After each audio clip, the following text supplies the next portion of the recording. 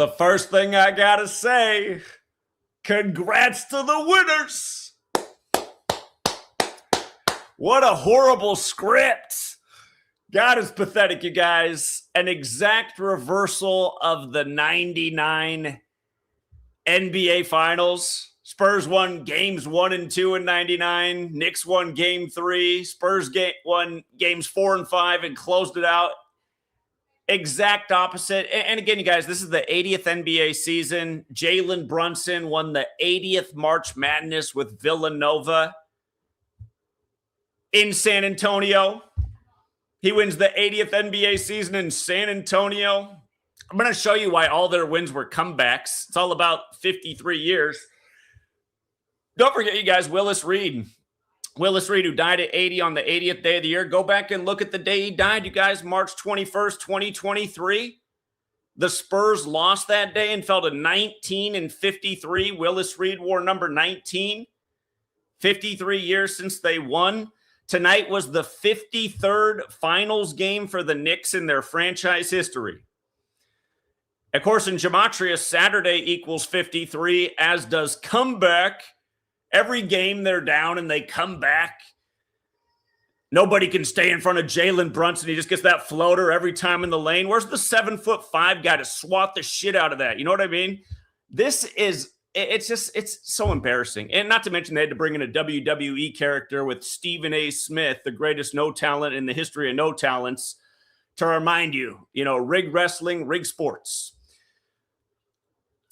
The Nova Knicks, we got the Pope from Villanova. Today's a span of 94 days to the Pope's birthday. A basketball court's 94 feet long.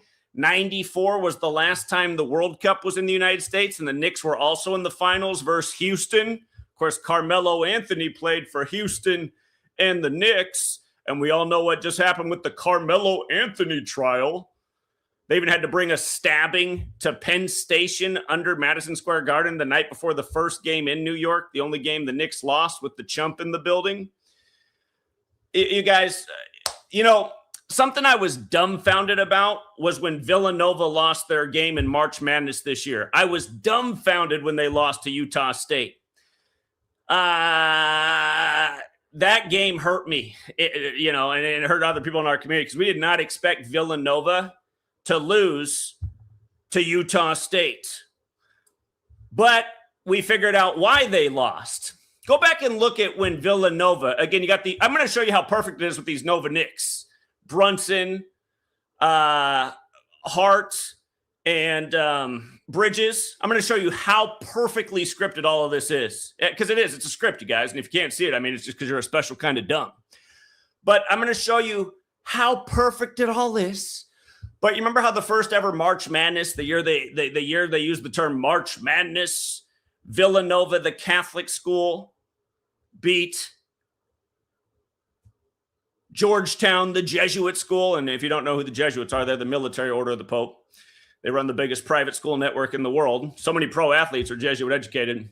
It's crazy how many pro athletes are Catholic or Jesuit educated. It's just so disproportionate. Again, all roads do lead to Rome. Just like why tonight's score is 94, sync with the Pope, who also went to Villanova.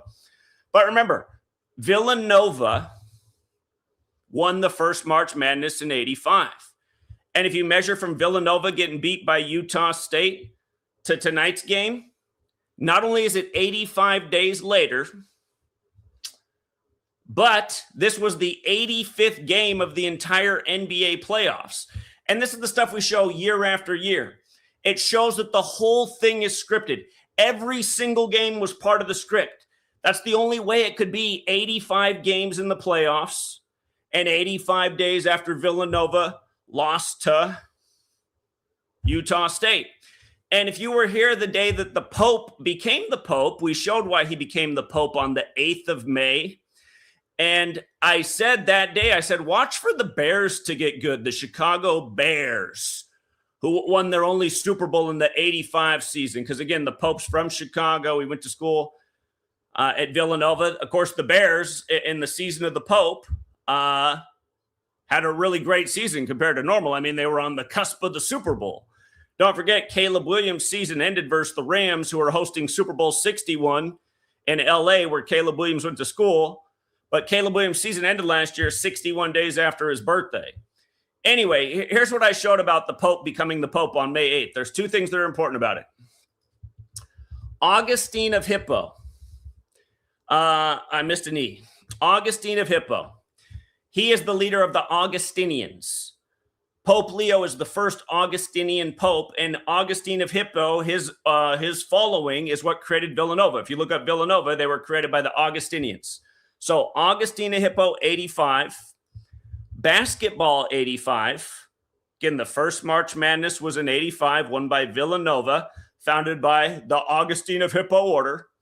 And, you can write 8th of May, 8/5, like 85. Like, again, today's 85 days after Villanova got eliminated. But Pope Leo XIV, that's 58, right? And we commonly write May 8th in the U.S. 5/8. Again, you got to learn this code, ABC123. These numbers up here on the screen, just been crushing. The Spurs, they fell to 13-9 in the playoffs in the last game, the only game that they won in New York. And then they got closed all the way up tonight, falling to 13-10 in the playoffs. 13-1-1-3-1. And you see the 58-41? Look at San Antonio, 58-41. And don't forget the Knicks have the 41. And once again, it's a 4-1 series. And remember, game one, the Spurs lost with 95. You all remember the 22-point comeback by the Knicks. The last game, we were loving it with the Mets and the Yankees because we knew they were going to do something special with those teams. It was their 67th game. Remember, the Knicks came back from down 29. Remember, they had 29 losses on the year. Brunson's 29 years old. They stayed on 29 losses in the finals. They gave the Spurs their 29th loss of the season. But the Mets that night, on the same night, lost 2-9 and stayed on 29 wins for the year. And the Yankees picked up their 41st win of the season. Did you see that tonight the Mets stayed on 39 wins? We like that tonight. We thought New York closes out tonight. The Mets stay on 39 wins. But yeah, one more time, you guys. This is the first championship for the Knicks. Oh, by the way, the day that Villanova lost was also Spike Lee's birthday. The Knicks haven't won the finals since Spike Lee was 16 back in 73. 53 is the 16th prime. But yeah, again, the Knicks just stayed on 1,973 all-time road losses as a franchise. Knicks all-time road losses, including playoffs. Again, look at it, you guys. This is how perfectly scripted it all is. Again, if you're out there so happy that the Knicks finally won, again, think about all the pain you've endured as a fan over the years. Just all the heartbreaking losses, getting beat, disappointment. Last year versus, how did you lose to the Pacers, you're saying, right? How did we lose to the Pacers? Because it was a script. Every year is a script. It's all one big script. All of this lines up so perfect every year. The Knicks finish the season winning their first championship since 1973 in San Antonio, where they were in their last finals. And I mean, look at it, you guys. I mean, these are impossible coincidences. Just like the whole Carmelo Anthony hoax. I mean, Carmelo Anthony, the stabbing story on the same day that Carmelo's elected to the Naismith Hall of Fame. These are embarrassing stories. These are psyops. It's just all one big rig script. And these low IQ lemmings that have been created that are the populace of this country, they fall for it. It's pathetic. Snap out of it. It's pathetic. It's pathetic. And again, Red Holzman, the last coach to win for the Knicks. The last coach to win. He won 613 games with the Knicks. They gave him a jersey with 613 on it. And now the Knicks win on 613. Okay, these ads are killing it right now. Hold on. Okay, everybody's got their pop-up ads everywhere. Look at that. Red Holzman, 613 wins, you guys. 613. Willis Reed on that team. What's Willis Reed equal in Gematria? 53, right? The final started on the 154th day of the year, June 3rd. They were originally scheduled for 6-4. The Knicks right now, you want the whole script? They're on 215 postseason losses. They lost one game in the series. They now have 215 losses in the playoffs. San Antonio Spurs 2-1-5. Don't forget, they beat the Spurs in the NBA Cup which was 215 days from the World Cup. Here, something to think about, you guys, with the Knicks closing it out tonight with 94 points. Big number here with Brazil. We take advantage of it on the regular in the rigged UFC. Brazil 94. In 70 when the Knicks were in the finals, Brazil was in the championship. In 94 when the Knicks were in the finals, and the last time World Cup was in America, Brazil was in the finals. So I'm just saying that about the Knicks winning with 94 too in light of the 94-foot basketball court. There's a lot of angles to this script. But yeah. Here's the other sick angle to this script. Did you see the latest sports death? This is a rematch of the 99 NBA Finals. And Aldon Smith, who wore 99 for the majority of his career, is dead for unknown reasons today, on the day that the rematch of the 99 Finals gets closed out, doing an exact reversal. Aldon Smith became the fastest player to 30 sacks in NFL history. He did it on November 25th, the day leaving 36 days left in the year. And now he's dead at 36. Number 99. Again, it's not just that this is the rematch of the 99 Finals. Think about the upcoming NFL season. First time ever there's going to be a game on a Wednesday, which is the anniversary of the state of California's birthday. He played for two California franchises, the 49ers and Oakland. Of course, Oakland's now in Vegas. And California's birthday is September 9th. That's the United States of America's anniversary of being named. Of course, the Super Bowl this year is in California, the upcoming season with the Rams. Let me just show you all the familiar patterns with Aldon Smith's death. Again, this happens every time when pro championships come around. All these ritualistic deaths. Last Saturday, it was Stacey King dead by the numbers, who won 3 rings with Jordan. The Knicks just picked up their 3rd championship. And remember, Stacey King, who was born in 67, dropped dead on 6-7. Now, a Saturday later, Aldon Smith's dead as the Knicks, 6-7, win the finals, right? But look at this. All the familiar patterns I talk about. Aldon Smith was drafted by the 49ers. Today is the 164th day of the year, and today's date numerology is 65. If you're new here, these values, they're simple. You're just taking the alphabetic order. A is 1 up to Z is 26, and you're adding up the letters as a math equation. There's just using the alphabet, and then there's applying numerology to each letter and then adding it up. And when you do it that way, you get a smaller value. Today's date numerology is 65, which breaks down to 11. And it's also the 164th day of the year. Drafted by the 49ers, San Francisco 49ers, 164-65. What a day for a 49er to die. And keep in mind, he's from Kansas City, Missouri. Remember Super Bowl 54 and 58? Those were the Joe Montana Bowls. 58 was the 54th of the modern era. Joe Montana equals 54, but the two teams Montana played for. We just passed Joe Montana's birthday anniversary, too, 2 days ago for the record, June 11th. Speaking of which, how old is Joe Montana right now? Hold up. I just got to check that out. He just turned 70. That's interesting because gold is 70. Remember, the 49ers won their first ever Super Bowl, which was Super Bowl 16 with Joe Montana, number 16, on the anniversary of the Gold Rush beginning. If you didn't know that, look it up. When they hosted Super Bowl 50, the golden anniversary of the Super Bowl, who won that Super Bowl? It was played on the 38th day of the year, and it was won by the 38th state, Colorado. And we told you at the beginning of that season, when I say we, I mean me, I told you at the beginning of that season, it was going to be Broncos over Panthers, Von Miller would be the MVP, and there'd be Black Panther symbolism at the halftime show. All of those things happened. All of those things predicted at the start of the year. And don't forget, the Panthers also lost in Super Bowl 38.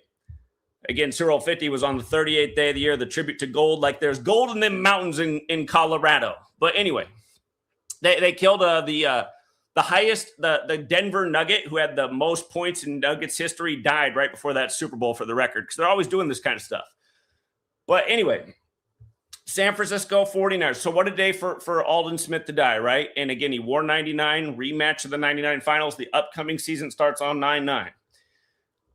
June 13th also leaves 201 days left in the year. It's the 164th day of the year, leaving 201 days. San Francisco 49ers also has a gematria value of 177. We see these numbers get put together all the time. The Jesuit order, 177 and 201. The Bay Area has 2 of the nation's 27 remaining Jesuit universities. Super Jesuit in the Bay Area, in the Big Tech Bay. These numbers get put together all the time. And he's dead at 36. The lesser date numerology today is 45. June 13th, 26. 6 plus 13 plus 26, 45. IHS. This is the Jesuit Order's logo. IHS. 36 forwards, 45 when you run it in reverse. Just like the Jesuit Order's 177 when you run the alphabetic order forwards. 201 when you run it in reverse. In reverse just means making Z1, counting back to A is 26. And again, he was the fastest to 30 sacks. Did it on the day, leaving 36 days left in the year. Now dead at 36. And from the anniversary to his death today, span of 201 days. Again, you guys, I've been educated about this stuff for so long, these same old ritualistic patterns. Remember, when you play for the Super Bowl, you play for the Lombardi Trophy, and Lombardi was a Jesuit, and he died unexpectedly at Jesuit Georgetown, one day before the 1970 season. And with regards to the Jesuits, it's very clear that their fingerprints are all over the Church of Satan, which was founded in San Francisco. And by the way, we talked about the Church of Satan a lot with these NBA finals. Remember, the Knicks, they improved to 214 and 214 all-time in the postseason on the Church of Satan's birthday this year when they blew out the opponent, the game where they were up 60 points on the Church of Satan's 60th birthday with ref number 60 working the game. Church of Satan 214, Satan alone 80. Again, this was the 80th NBA season. The Knicks in their 80th season. The Knicks orange like the painted clown Donald Trump, who runs on Mega, which is the highest degree of the Church of Satan. But, by the way, you see how Satan's 55? The Knicks and the Spurs are now 5-5 against each other all time in the finals. Spurs won 4-1 in 99. Knicks win 4-1 in 2026, 27 years later. Don't forget Brunson's dad. Oh, my God. Brunson's dad wore 9 and his son wears 11. I mean, give me a break. But, yeah, anyway, Anton LaVey, you guys, the other point I got to make about him, he died at 67, right? Satanic 67-22. Knicks 67-22. Did you catch Satanic's 122? So is San Francisco. So is National Football League. The National Football League has the 85 connection, too. I brought that in with what they did with Villanova being eliminated 85 days before the 85th game of the NBA playoffs, which was tonight, which closed it all out. But, yeah, Anton LaVey, you guys, the founder of the Church of Satan. He died 201 days after his own 67th birthday. Got all these kids saying 6-7. We've been explaining forever that this is a satanic killing number, like what they did to Stacey King last week on 6-7. But Anton LaVey died 201 days after his own birthday, and he died 201 days from the sitting Pope's birthday at the time. Right here. 201 days from the sitting Pope's birthday. Over and over again. Same old stuff. Same old ritualistic stuff. And keep in mind, Aldon Smith's last pro contract was with the Seahawks. He never played a regular season game with them. They cut him. But the last money he got in the NFL is from the Seahawks. Think about this year's Super Bowl. Seattle won in San Francisco. Aldon Smith dies. And do you see how he died 261 days after his birthday and wore 99? Look at the United States of America. 261 and 99, right? Also 144 like the Jesuit Order. That also means he died 104 days before his upcoming birthday. World Cup's 104. That's the other form of football. The World Cup games are going on in the 49ers Stadium and the Seahawks Stadium. Those are two of the main sites. Obviously, the championship will be played in New York. But yeah, he died 104 days before his upcoming birthday. Again, there's an obvious parallel here with Kansas City and San Francisco. It reminds me that Mahomes' fake injury right after Taylor Swift put out the end of an era. Mahomes' fake injury, you guys, last season was 61 weeks before Super Bowl 61, so we're going to have to think about that. Aldon Smith did wear 58 at the end of his career for the Dallas Cowboys. And remember, the last Super Bowl between the Niners and Chiefs was Super Bowl 58 on the Vatican's birthday. And the score was 25-22, 47 points. Vatican equals 47 and 25. But yeah, Aldon Smith, 58. I talked about where that fits in with the Pope. Oh, yeah. And that reminds me, too, you guys. I forgot to make this point about the Pope who went to Villanova, just like the Nova Knicks. Look at this, you guys. It's unbelievable. We'll go through the 3 Nova Knicks. We'll start with Josh Hart. Josh Hart just happens to be 99 days after his birthday, you guys. Aldon Smith, number 99, dead. Rematch of the 99 finals, right? Born on 3/6. Aldon Smith, dead at 36. And there's probably a soccer joke here, too, because soccer has the 36, 99, 27 connection. He set that sack record in his 27th game. Villanova has the 36 connection for the record. Aldon Smith gone at 36. Okay, so Josh Hart, it's 99 days after his birthday, right? And then Bridges, it's 287 days after his birthday. 287 days is also the exact same as 41 weeks, right? 7 days in a week. So 40 times 7 is 280, plus one more week, 7 more days, 287. 287 days, 41 weeks. 4-1 series. Knicks equals 41. San Antonio 41. He's from the Philadelphia area where Villanova is. And when you look at Basketball Reference, it's showing days after their birthday. So if you wanted the total span of days, you would add +1. And in the case of Brunson, he's born 1 day after Bridges. So it's 286 days after Brunson's birthday, or it's exactly 287 days or 41 weeks into his age. And just to show you, in case you're confused about that, August 31st, right? 2025, his last birthday today, 286 days. If you count the span of days, 287 days. Again, it's easy to understand if you just measure 1 day after your birthday. The day of your birthday is the first day of your age. The day after is 1 day after your birthday, but your second day of your age, and so on and so forth. And again, 287 days, boom, 41 weeks. We went over all of this, this morning. We reviewed all this. All these things I'm talking about, you guys, we all covered this early this morning. We had another great day in baseball. Boom. The Knicks just paying the bills. I mean, you guys, in case you forgot about the 1999 NBA Finals and what I've been showing these previous streams, look at game 1 of 99. The Spurs won by 12. This year, the Knicks won 12 straight. Game 2 in 99, the Spurs won by 13. This year, the Knicks win 13 straight. And look at the score of that game, you guys, 80-67. This is the 80th season. This year in game 2, the Knicks won 13 straight and got their 67th win of the season. I mean, are you kidding me? They got their 67th win of the season? Please.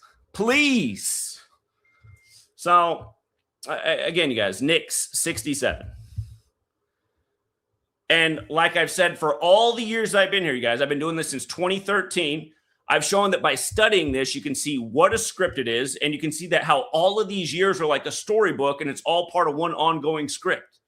And look how many father-son things we've talked about over the years. Now we have another one with the Brunson.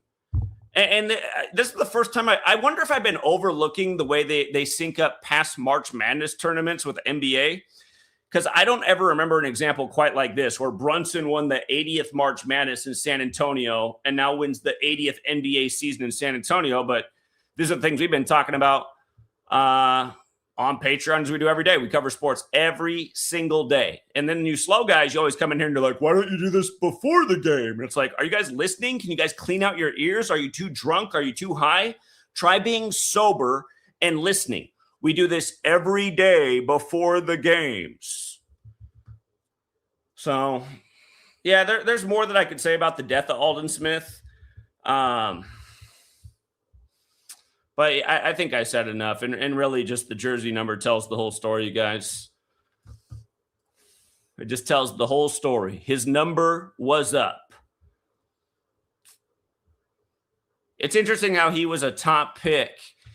And, he didn't play that long of an NFL career, especially after getting off to such a good start by setting a sack record. I mean, that's a pretty hard thing to do. There's been a lot of sack specialists in the NFL. So to set a record like that.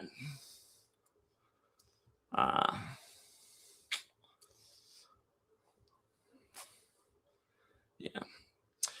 And again, when we miss narratives, by the way, I told you guys earlier, I was shocked when Villanova didn't beat Utah State and get their 25th win of the year. I mean, I was just like dumbfounded because Utah State equals 25. And this, if you guys are new here, these are the 4 base ciphers of the English language, but the one that just consistently hits is this dark blue one. Utah State 25 like Pope. So we just thought in the opening round, that was one of the surest bets. And normally we don't miss games like this. But what they did instead is they kept him on 24 wins for Spike Lee in his Nova Knicks. This is the trade-off thing. Villanova suffers the first round, pain, but then the Nova Knicks, 85 days later, in the 85th game of the playoffs, just like Nova won in 85, now they get the pay due by winning the championship. Script.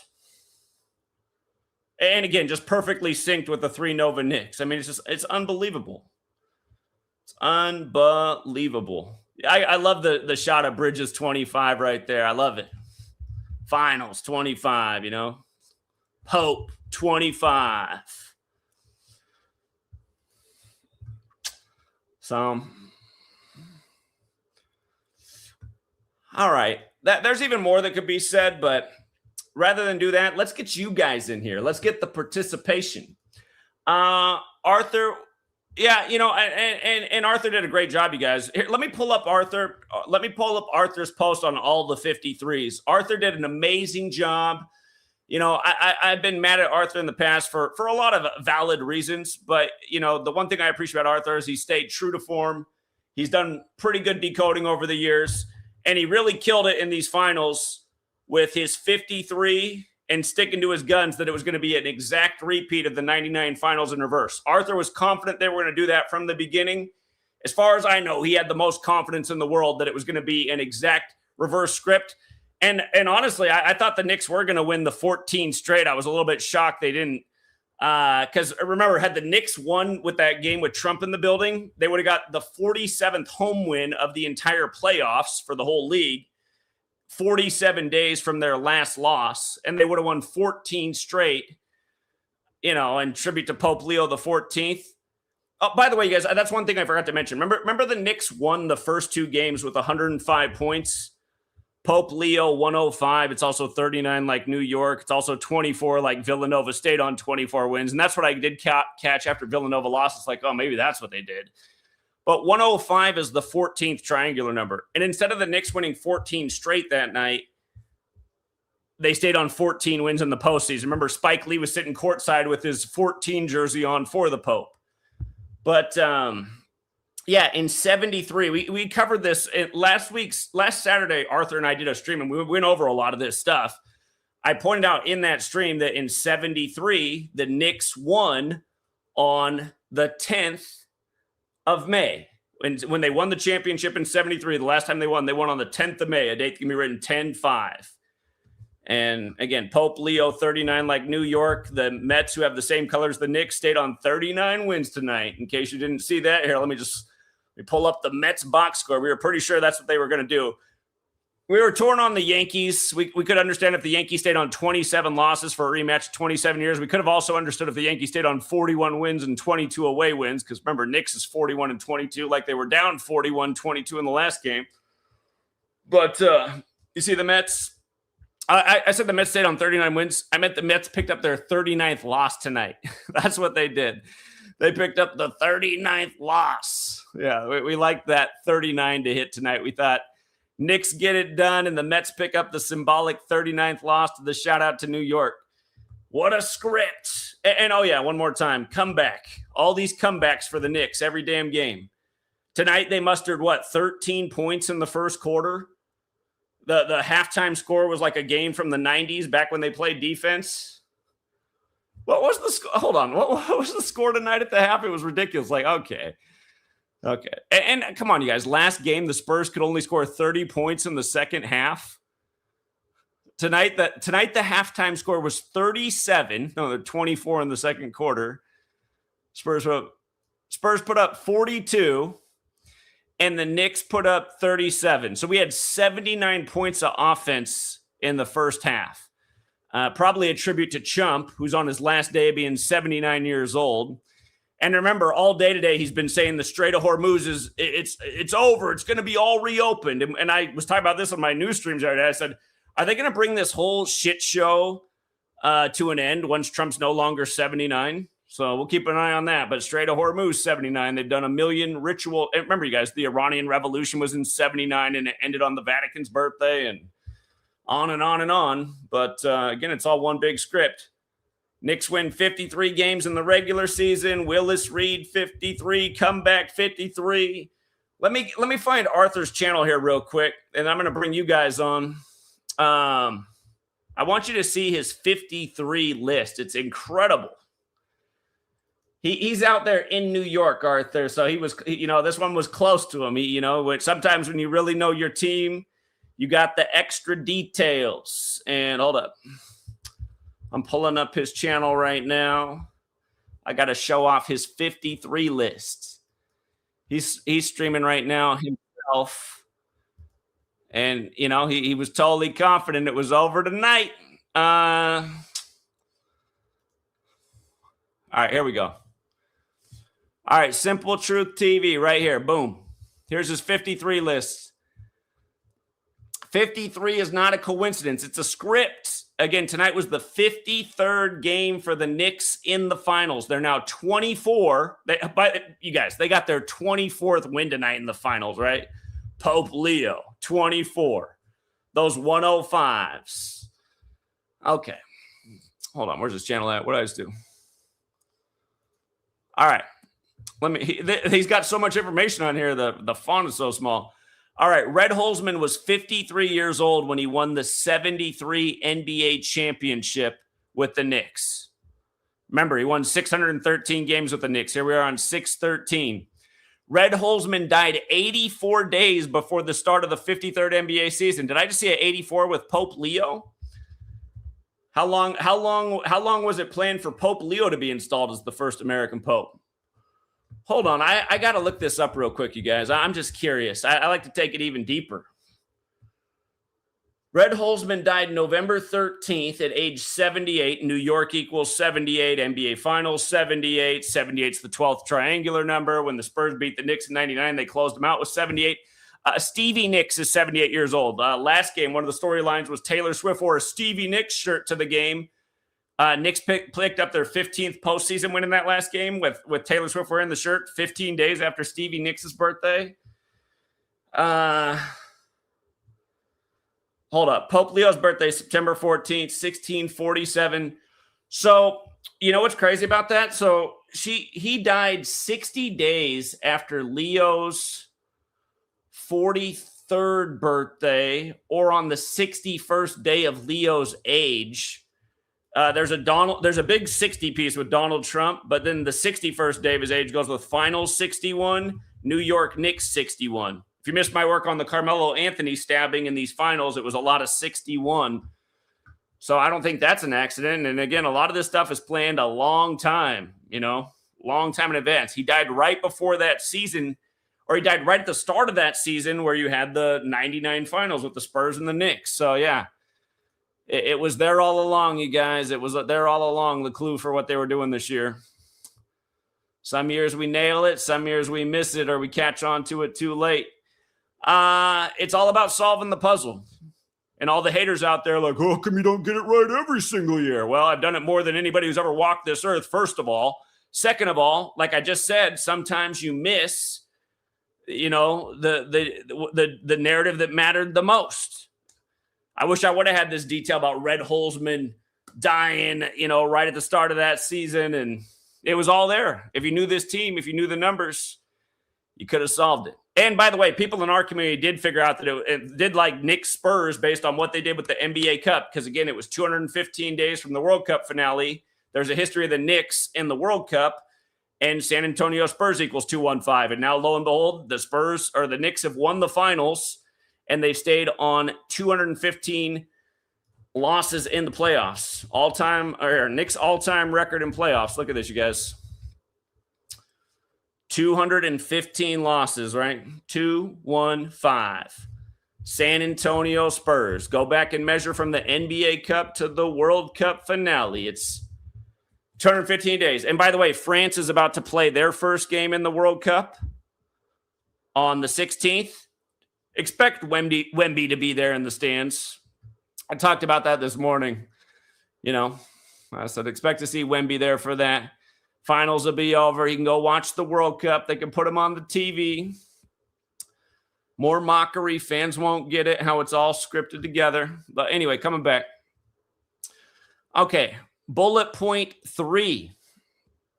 The New York Knicks and San Antonio Spurs faced off in the finals during the 53rd NBA season. So all these things connected to Red Holzman are all about that season. The 99 season was the 53rd season. The New York Knicks ended their 53-year championship. He already had this up here before it happened. See, that's why I like how he did it. He was very confident. Very confident. The name Red Holzman equals 53. There it is. Red Holzman. Covered this last Saturday. 53. Willis Reed. 53. Again, the day Willis Reed died. Here, let's just put it up here on the screen for all the lazy people who won't do it. Some are like, yeah, right, I doubt it. Could have looked into it and proved it to yourself, but here, I'll just do it for you. Let's go back to the day that Willis Reed died, March 21st, 2023. Again, dead at 80 on the 80th day of the year. Now this happens in the 80th season. Was my internet dying on me? Look at this, you guys. Here's the day Willis Reed died. Spurs fall to 19-53. Willis Reed, number 19. Shout out to Punk Rock. He called into our live stream Saturday last week and pointed that out. And damn, notice the Spurs. Notice they scored 84 in that game. Pope Leo 84, Red Holzman dead in the 84-day ritual. Okay. For the man out there telling me that you won big, hey, I hope you have enough to pay me back. Man out there I've had to make some loans to over the years, and he's never paid back, but he hit tonight on Knicks winning it in Game 5. All right. Let's continue. Red Holzman, Willis Reed, 53. During the 2025 NBA Cup Championship, Jalen Brunson and OG Anunoby combined for 53 points. What a script. The New York Knicks won 53 games this season. We know that. The current New York Knicks head coach, Mike Brown, has a March 5th birthday, which can be written 5-3. In 1953, Red Holzman transitioned from an NBA champion player to a coach. He left the Rochester Royals. That's in New York, right?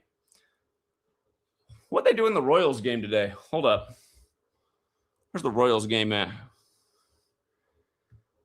They love to do these cross-sport rituals. I just got to see. The Royals lost 7-8 today. New York 78, NBA Finals 78, NBA Finals also 33, New York 33-39. Houston beat the Royals today. Remember in 94, last time the World Cup was in the States, the finals was Houston and New York, the other Texas team. Carmelo connection. Oh yeah, by the way, you guys, today's the 164th day of the year, the whole Carmelo Anthony parallel, the stabbing story, the ritual with Carmelo going to the Hall of Fame on the same day. 164th day of the year, Carmelo Anthony 164. Whole lot of 214 things with the Knicks and their rituals leading up to this moment too. Okay, Red Holzman, he left the Rochester Royals in late 53 to join the Milwaukee Hawks. Later, and of course, the Knicks went through the Hawks this year in the playoffs. That's who they had their last loss to before losing to the Spurs after the 13 straight. Yeah, okay. Milwaukee does equal 53, absolutely. So, a lot of 53s here. One big script is what we see all across sports day after day. When you decode sports day after day, you see this stuff's going on day after day. Game 5 of the 2025-26 NBA Finals was on 6/13, which was on Saturday. Red Holzman won 613 games with the Knicks. Willis Reed started in 6. Arthur, you should have used the tense on these words that it was in the future, because it was in the future when you wrote this down. People will look at this in the past and say, oh, that's past tense. It should have said Game 5 will be on June 13th. Just let it be known. Arthur had this thing posted before the game. He was showing us this last Saturday, and we were adding more to it.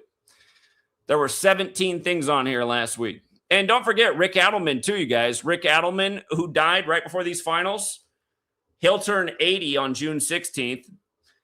He turned 53 years old. We're probably going to get into it. Rick Adelman turned 53 the day of Game 1 of the 99 NBA Finals between these same teams. And again, he coached the Trailblazers to 2 finals.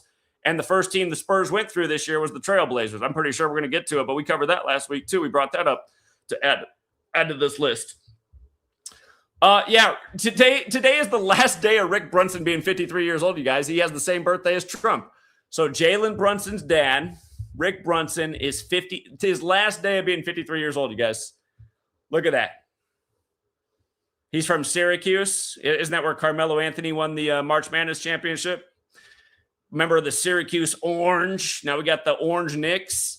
And again, if you guys don't know in basketball history, the Syracuse Nationals became the Philadelphia 76ers. I saw the Nationals won 8-3 today. I saw Brunson tie up the game at 83 apiece. I think there's something to that.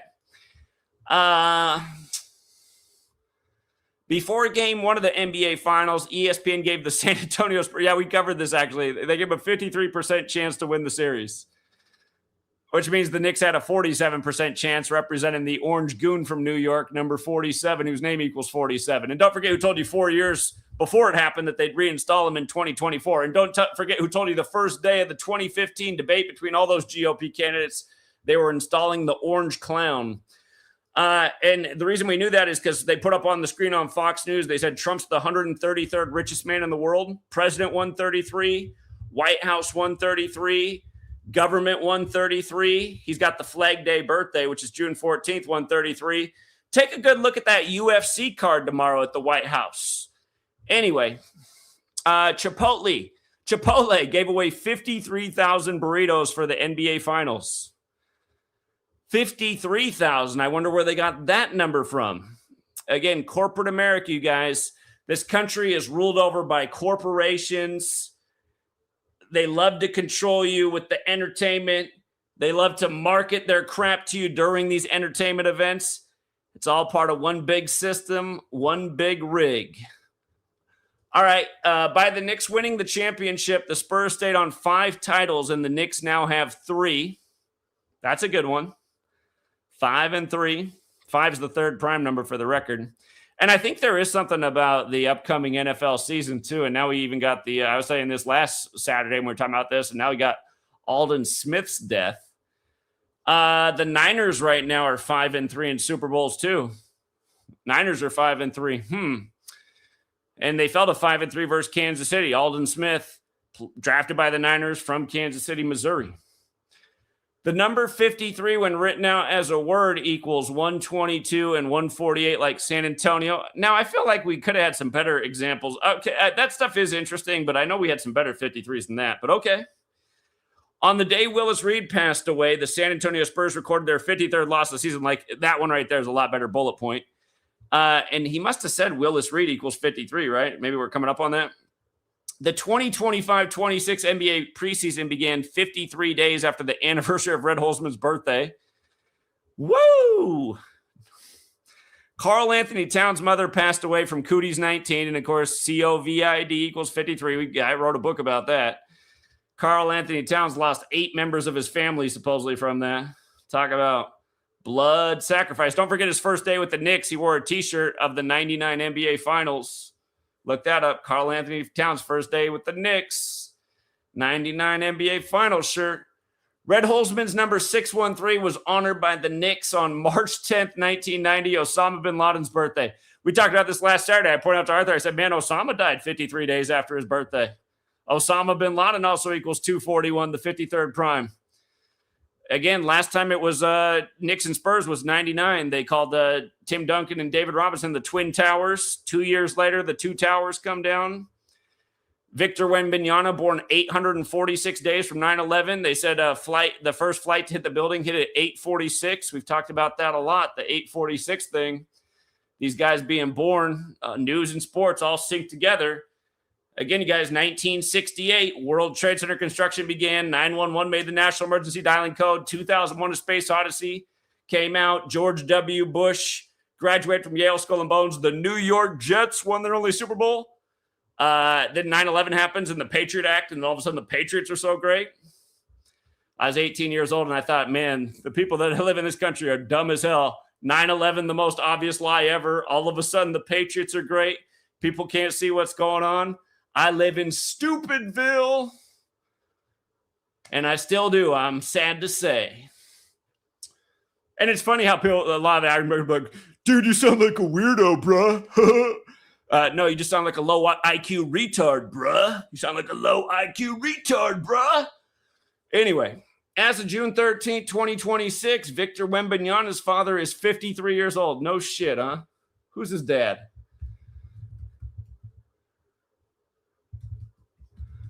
Who's daddy? Felix Wembanyama. Did this guy play pro sports? Damn, born January 23rd, 73. He is 53 years old. He's 6'7", you guys. He's 6'7". He's 6'7". Come on, man. Is he born out of a test tube as well? Hold up. The hell?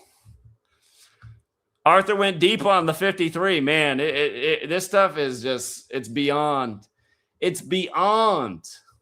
He's from Belgium, like French toast, Tony Parker. They called Tony Parker the Frenchie, but he's from Belgium too, next door to France. And don't forget, we call the NBA the 17 League. The final started 17 days after Tony Parker's birthday.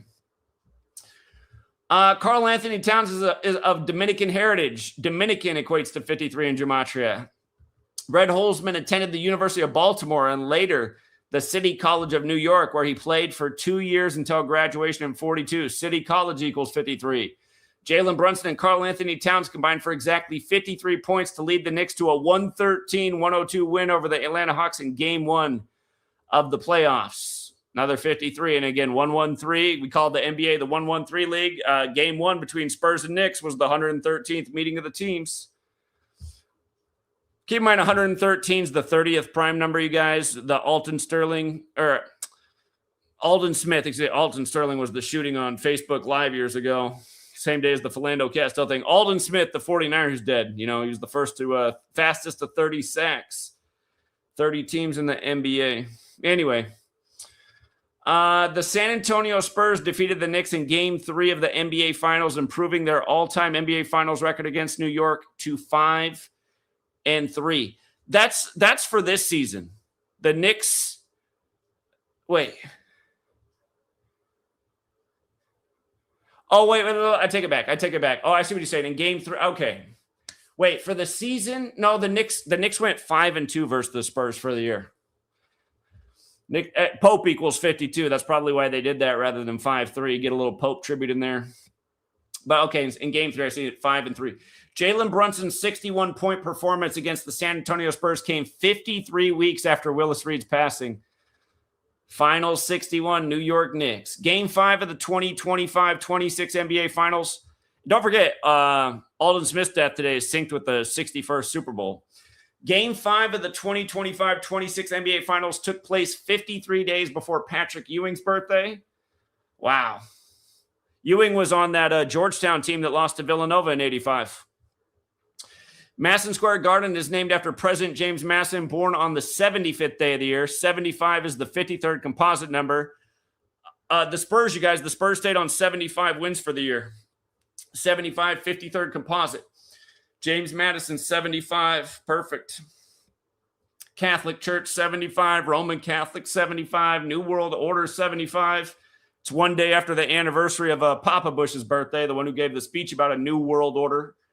11 years to the day of the World Trade Center's coming down while his son was president. The 1953 NBA Finals were played between the Minneapolis Lakers and the New York Knicks. So, okay, the Knicks in the finals in 53. You know, Kobe's sister and Jalen Brunson's mom were roommates at Temple University. Shout out to Hot Hand Dave, who liked the Knicks. Hot Hand Dave and I were both more on the idea of the finals being Knicks and OKC. but he liked the Knicks to win the finals regardless. So shout out to High Hand Dave for that. Tyler Kolek scored a combined 53 points on Sunday, March 22nd, 2026 by playing a doubleheader in both the NBA G League and the NBA. Game 5 of the NBA Finals fell exactly 75 days before Kathy Hochul's birthday. Again, 75, the 53rd composite. Mikal Bridges attempted just 5 shots in Game 3 of the 2026 NBA Finals. Game 5 marked the 53rd NBA Finals game in New York Knicks franchise history. The San Antonio Spurs have 75 wins. Yeah, the 53rd composite. Willis Reed scored a career-high 53 points exactly 241 weeks before Rick Brunson was born. Wow, 241, the 53rd prime. The San Antonio Spurs earned their 53rd win of the 2025-26 season on the 3rd anniversary of Willis Reed's passing. Wow. Red Holzman wore number 16 during his playing career, and 53 is the 16th prime. Again, Spike Lee was 16 when they last won. You guys synced with Spike Lee as well. The Knicks completed the biggest playoff comeback in franchise history in Game 4 of the 2026 NBA Finals, overcoming a 29-point deficit to beat the Spurs 107-106, despite leading for just 53.8 seconds. Wow. After the miraculous Game 4 comeback, teams trailing by 20 or more points in the NBA playoffs over the last 2 postseasons are now 5-3 when rallying to win comeback 53. Spike Lee was just, he's got it. Spike Lee was just 16 years old the last time the Knicks won NBA championship, 53, 16th prime. The San Antonio Spurs have been in San Antonio for 53 years, relocating from Dallas and playing their first game in the city on October 10th, 73. And Brunson came over from Dallas, right? Orange, blue. I guess those are the Knicks colors. Orange plus blue equals 53. How about that? Mitch Johnson has 75 career losses. 53rd composite. As of June 13, 2026, the New York Knicks Instagram has 5.3 million followers. And hey, you know what's crazy that you can add, Arthur, for your 46th point? You can add about Aldon Smith's death. He's dead 46 days after the anniversary of being drafted in the NFL. We know sacrifice equals 46, like Genesis 46 is about sacrifice. And again, drafted by the 49ers from Kansas City. Niners fell to 5-3 in Super Bowls against Kansas City, against the Chiefs. 53 is a big number at the NFL. 53-man roster, 53 and a third yard wide field. The shape of the football in sacred geometry is the Vesica Pisces, which equals 53. So, Aldon Smith, RIP. Rig sports, ritual sacrifice. Every single time, you guys, never fails. Oh, by the way, somebody who died last night, hold on. We talked about this morning. You younger people aren't going to recognize this face. This guy was on TV a long time ago, but Gene Shalit, Jewish man, right? In Jewish spirituality, there's 613 mitzvahs. He's a New York guy. He died the night before the closeout. We talked about this morning too. Gene Shalit, 53, right? So a New York guy, longtime media personality, dies the night before the closeout game with all these 53 rituals. And again, 613 is important in Jewish spirituality. 613 mitzvahs.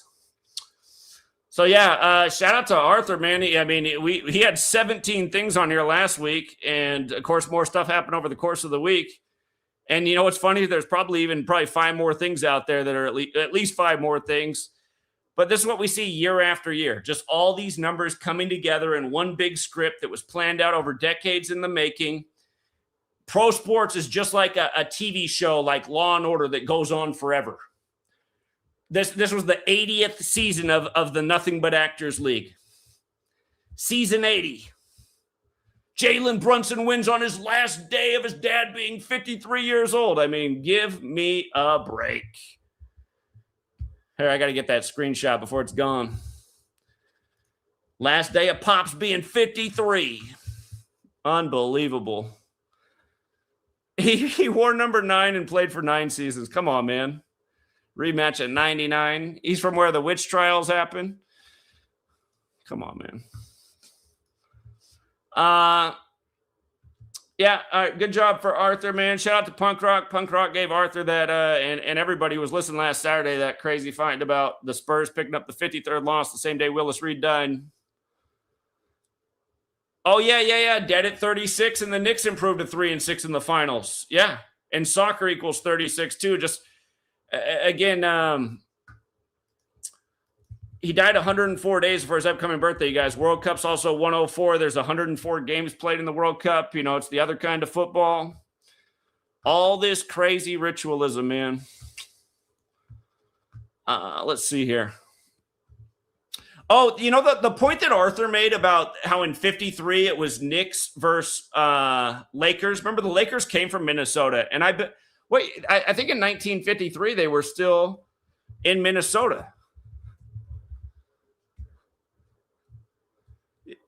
Yeah, they were in Minneapolis still. So that was part of it too. Towns going from Minnesota to New York. And remember, the WNBA finals that year ended up being Minnesota and New York. But yeah, Towns, he came from Minnesota, so that was also a part of it.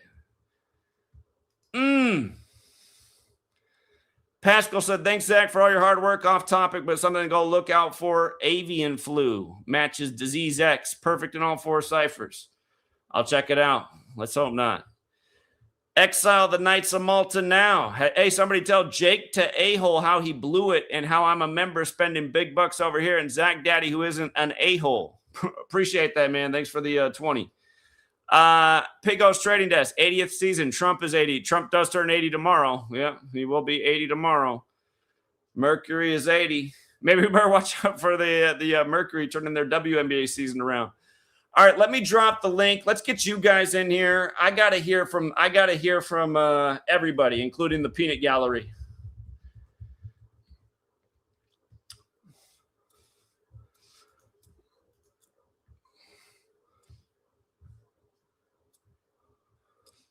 All right, the link is dropped, you guys. If you want to hop on, all you have to do is give access to your mic, not your camera, unless you want to be on the screen. And no, I don't have Parkinson's. I just got an exercise bike under the desk. It's what we do over here these days. What's up, Gematria32? Gematria32. Hear me? Can you hear now me? I do. Yeah, what's up? Did you mention that Mike Brown equals 201 and today leaves 201 days left in the year? His name equals 201? Oh, yeah, Michael Brown. Right? I mean, we know about the Michael Brown PSYOP. Yeah, okay, yeah, perfect. Yeah, Michael Brown equals 201 today leaves 201 days left in the year. Also, I think that new kid that they traded, what's his name, Jose Alvarado, he's on the Knicks. His name equals 201 as well. The Puerto Rican kid with the braids. Okay, yeah, it would make sense on the day leaving 201 days. Another big 201 ritual right here. Yeah, and it makes sense because today is in New York is if you know anything about New York, today is the Puerto Rican Day Festival and tomorrow's the parade. So I saw a narrative with him as well. With the when you guys are coming in my chat right and go, didn't Zach have Spurs? We had Knicks in game 1 as a big underdog. Knicks in game 2 as a big underdog. I was wrong about the Knicks in game 3. We had Spurs to cover game 4, and they did. And we had the Knicks to close out tonight as a big underdog. Stop. All right. Also the it's a 94 feet court as well, right? Yeah, I made that point. And again, it's a span of 94 days to the Pope's birthday, Roman Catholic Church 94, Brazil 94, big connection with Brazil in the World Cup and the Nixon history. So interesting stuff.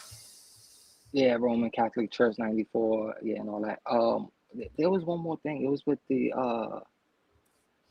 it was one more player that had something, but I'll let you get what's it? Anyway, I'll let somebody else get on. I know a lot of people want to say something, but great stuff, man. Great call. I'll check you out on Patreon tomorrow. Appreciate it, man. Thank you. Yeah, again, you guys, we do this every day. I don't take days off, you guys. I work every day. I'm the only guy you know who hasn't taken a day off probably since I started working for myself in 2012. I haven't taken one day off from work since started becoming my own, entrepreneur self in 2012, and hard work does pay off, you guys. Let's go out to Open Up. Let's go out to Pigos Trading Desk. Let's go out to Roselle. Let's go out to Matt Keeves. Let's go out to Javier, but we're going to go in that order. What's up, Open Up? What's up, Zach? How's the sound? Sounds great. All right, cool. So yeah, I just wanted to give you a shout out. Shout out to the community, all the good observations. Punk rock with the great find, the 19 and 53. That was crazy. That But sealed the deal. I mean, Willis Reed yeah, number 19. I mean, game over. yeah. But I just came on to say, like, I mean, ever since I found this information, things changed for me because I was a big basketball fan. I love to play basketball. But ever since I found this, like, it's just not the same watching the game. Like, I haven't watched a game for probably the last 4 years or so since I found this out. It's not the same watching the game. Like, sometimes I tune in to watch like the ending, but as far as watching a full game, I don't remember the last game that I've watched, and that goes for all sports. But yeah, I just wanted to shout you out. I know you and Arthur had some differences and probably still do, but he did some pretty good work with that 53. So You got to you give gotta, credit where it's due. you're right, He right, did an amazing job with all the 53 stuff. yeah, and yeah, I mean, regardless of who we had the preseason, there's plenty of opportunities to get a lot of value along the way. You already said game one and two. I think it was either before or after game one. I took the Knicks to win 4-1.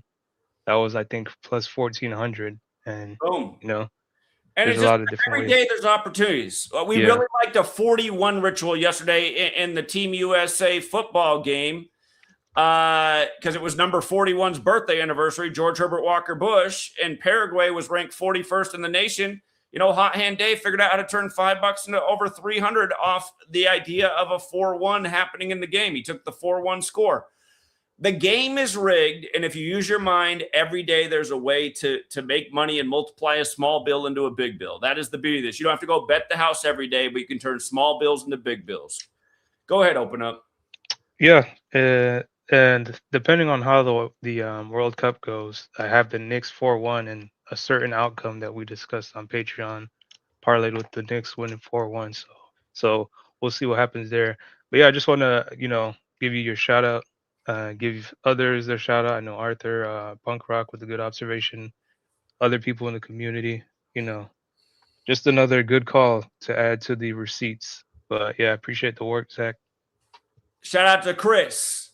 Chris made some Yeah, money shout tonight. out. So again, all the haters out there, you guys, and I guarantee Chris didn't wager a big amount. He turned a nice little smaller sum of money into a nice little pile of cash tonight. That's what I teach people to do, you guys. I don't teach people to be gambling degenerates and go out and bet the house. I mean, once upon a time, you could bet the house on this knowledge, but you can't anymore because they've changed the game. But you can still play smart and you can still multiply small sums into big sums. Just like Open Up and a lot of other people do on a regular basis. So thank you again, Open Up. Appreciate it, man. Yeah, and there's a lot of people who their full-time job now is because of what they've learned here. So I mean, that says a lot as well. But yeah, Zach, appreciate it. Have a good night. All right, take care, man. My college buddy said when I learned this, he said, you better never share this information with anybody. And I guarantee had I kept this to myself, it would have been a lot better for me individually because the game would probably still be rigged the exact way it was a decade ago. There wouldn't be thousands, probably millions of people capitalizing on this now. There's a lot of people that are aware of what's going on. Again, the only place I can go in the world where people recognize me is Las Vegas. Anyway, well, what's up, Pigo? What's going on, Zach? How you doing? Yeah, what's up, man? Great call. We had the Knicks in the finals as well, but I always make a joke. If you want to piss away $1,000, bet on the Knicks. So now I can't use that joke anymore. It worked for 53 years. Yeah, it did. And you know what's funny? The last time we had a substantial crash when the Knicks won was in 73. It was the end of the Nifty 50. The Nifty 50 crashed. Avon dropped 80% alone, and Avon was a huge product back then. And that gets right back to the 80 theme with Trump and all that. Yeah, the end of the Nifty 50. And then I also have been teaching people about this lately, about 38. They've been asking me, what's 38? I see a lot of things with Elon Musk and 38. I'm like, well, have you seen the movie Murder by Numbers? No. Have you heard of all this stuff that you talk about? And they've never heard of any of this stuff. So I've been teaching them about 38 being the kill number and all that good stuff. It's Here, let's just remind you guys, it's bigger than basketball. The SpaceX IPO goes on sale for $135 yesterday. SpaceX IPO 135, Wall Street 135.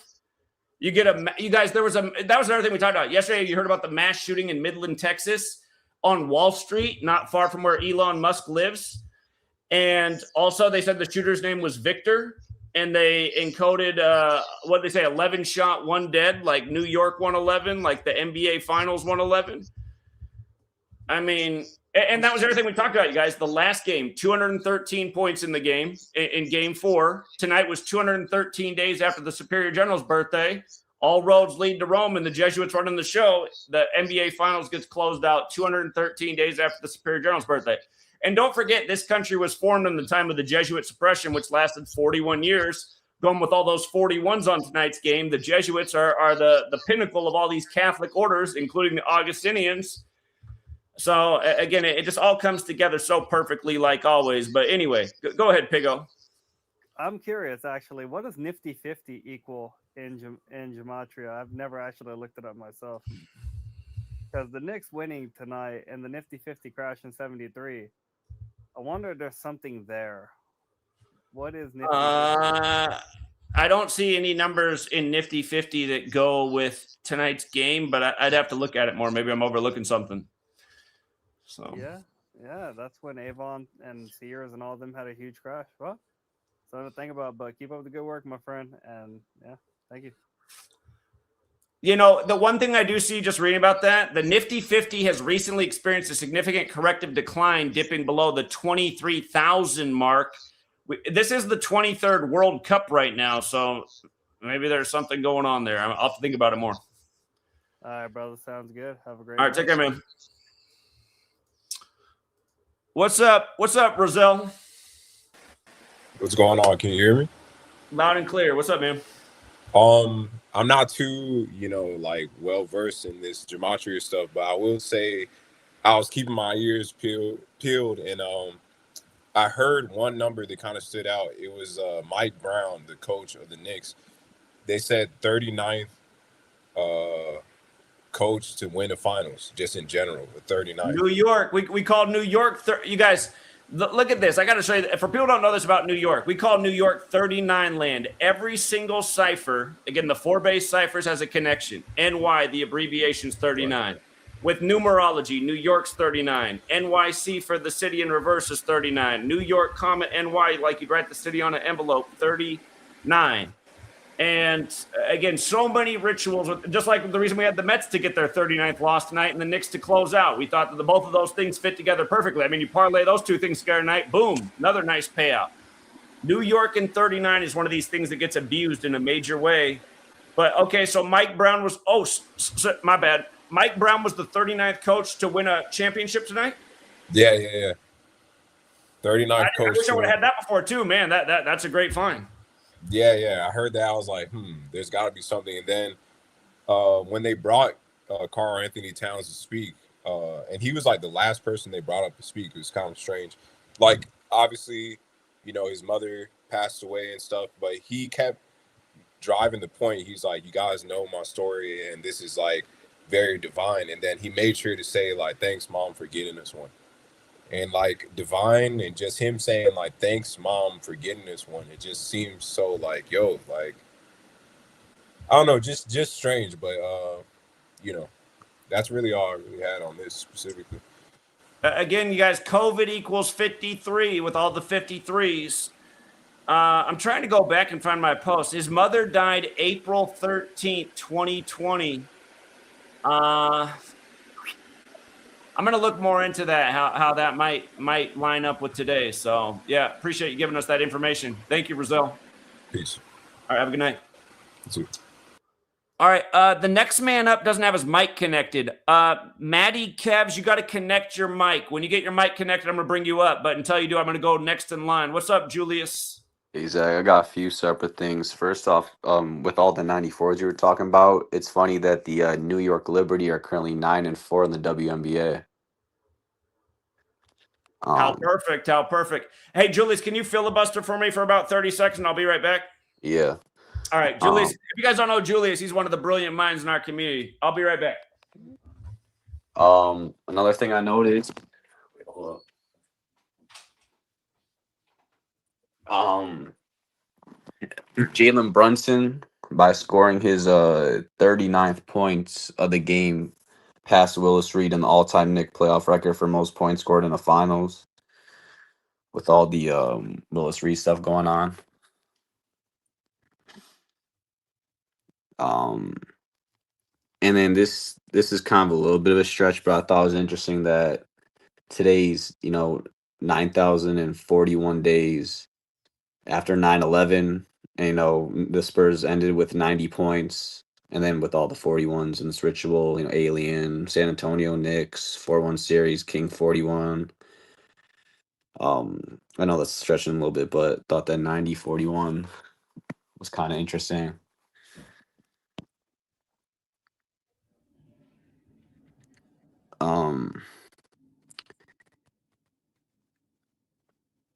And then the one last thing. Oh wait, shoot, what was it? Oh yeah, with the Knicks getting their 69th win of the year, this really does seem to be synced up with Bernard King. I called him to the live stream about a week ago about how, or not a week ago, whenever Stacey King died a few days ago, because Stacey King died 185 days after Bernard King's birthday. Basketball is 185, like Catholicism 185. And Bernard King's currently 69 years old, and that was a big part of it as well, because I have the Knicks getting their 69th win on the day, leaving 201 days left in the year. We know 69 and 201 come together. Yep, the Jesuit order. Yep, absolutely. Yeah. But Zach, I was going to let you know personally, because I had just said this, but by Jalen Brunson scoring his 39th points of the game tonight, he passed Willis Reed all time for the most points scored in a finals game by a New York Knick. How many points did he finish with tonight? 45. Lesser date numerology of 45. Okay.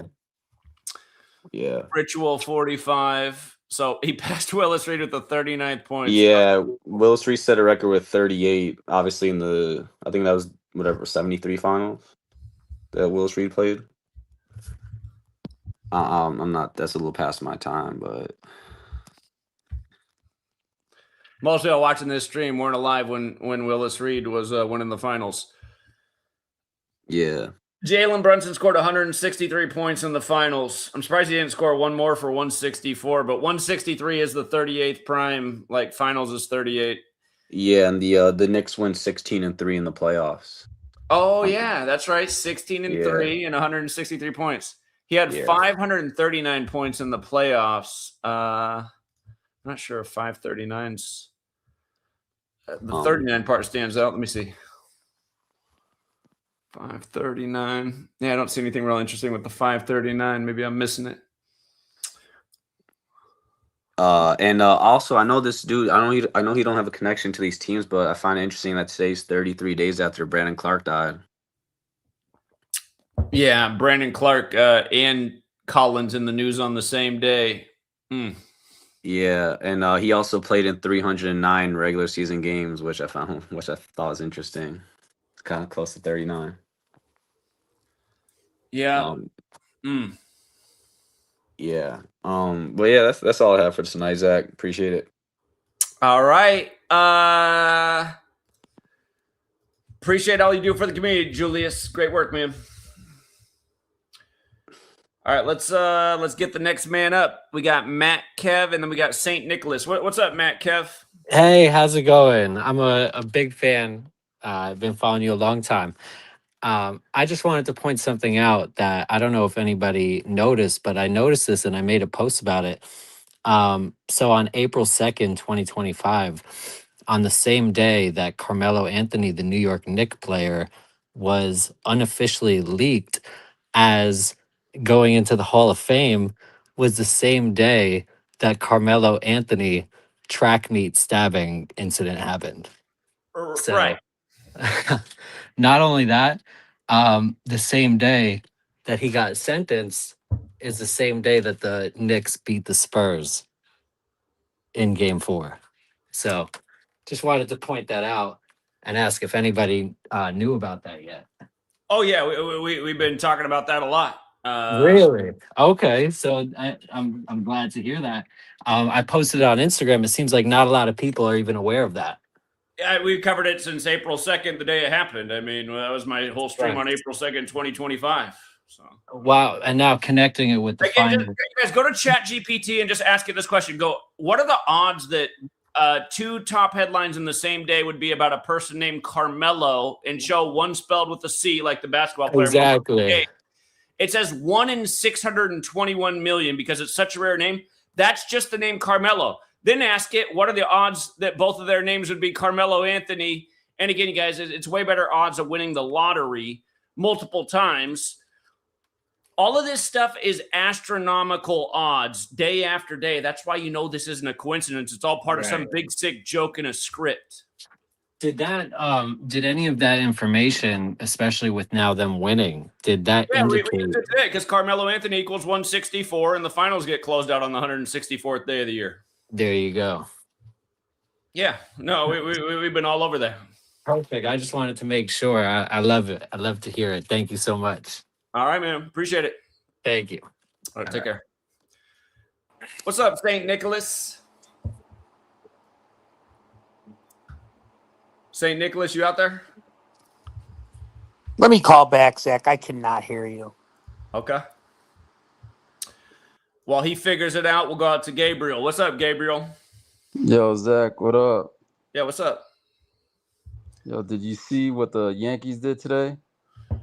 I know they won and picked up 42, and they stayed on 27 losses, like a rematch of 27 years ago for these finals. Okay, nice. Remember when I told you 2,977 days when they last won the World Series? Right. Well, look how many days that is. You want me to just tell you? Yeah. That's 6,066 days. And they won 4-2 in that series in Game 6 with Andy Pettitte, number 46, pitching to number 11 at first. Then he pitched to number 8. So they won 42-27, right? Another 9/11 ritual. Aaron Boone picked up his 739 win all time. That's the 131 prime. Championship is 131. And the Yankees became 13-10 in the division, like 131 championship, as the Spurs fall to 13-10 in the playoffs this year. Okay. Yeah, exactly. And they stayed on 1,031 losses versus the AL East all time on the road.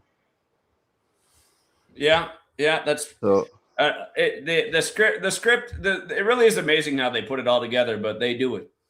So when I seen that, I also looked at, of course, you guys were talking about it with the Jalen Brunson winning the 80th season of the NCAA with the Villanova, right? Right. In San Antonio. In San Antonio. Yeah, well, today marks 2,996 days from that. That's including terrorists of how many people died on 9/11. Okay. Yeah, perfect. So pretty insane. Twin Towers in San Antonio once upon a time. Yeah, pretty insane script of how they do it. And most likely the Knicks, New York's going to celebrate on 6/16, Twin Towers, 166.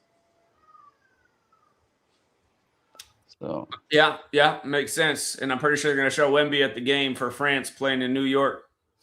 Yeah, like how he's born 846 days from 9/11. Yeah. So, yeah, that was pretty crazy with the Yankees winning their 42 win today, stay on 27 losses, and all the championship numbers they had. So to New York, I mean, it pretty showed what they did. Let's get the 39th loss. The New York number is Mike Brown becomes the 39th coach to win the championship. Just another 39 New York ritual. Yeah.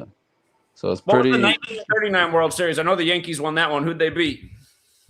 1939. No clue. I wasn't born around that time. I don't know. I haven't done my homework on that. 36th edition of the World Series too, and Knicks just came 3-6 in the finals. They beat the Cincinnati Reds.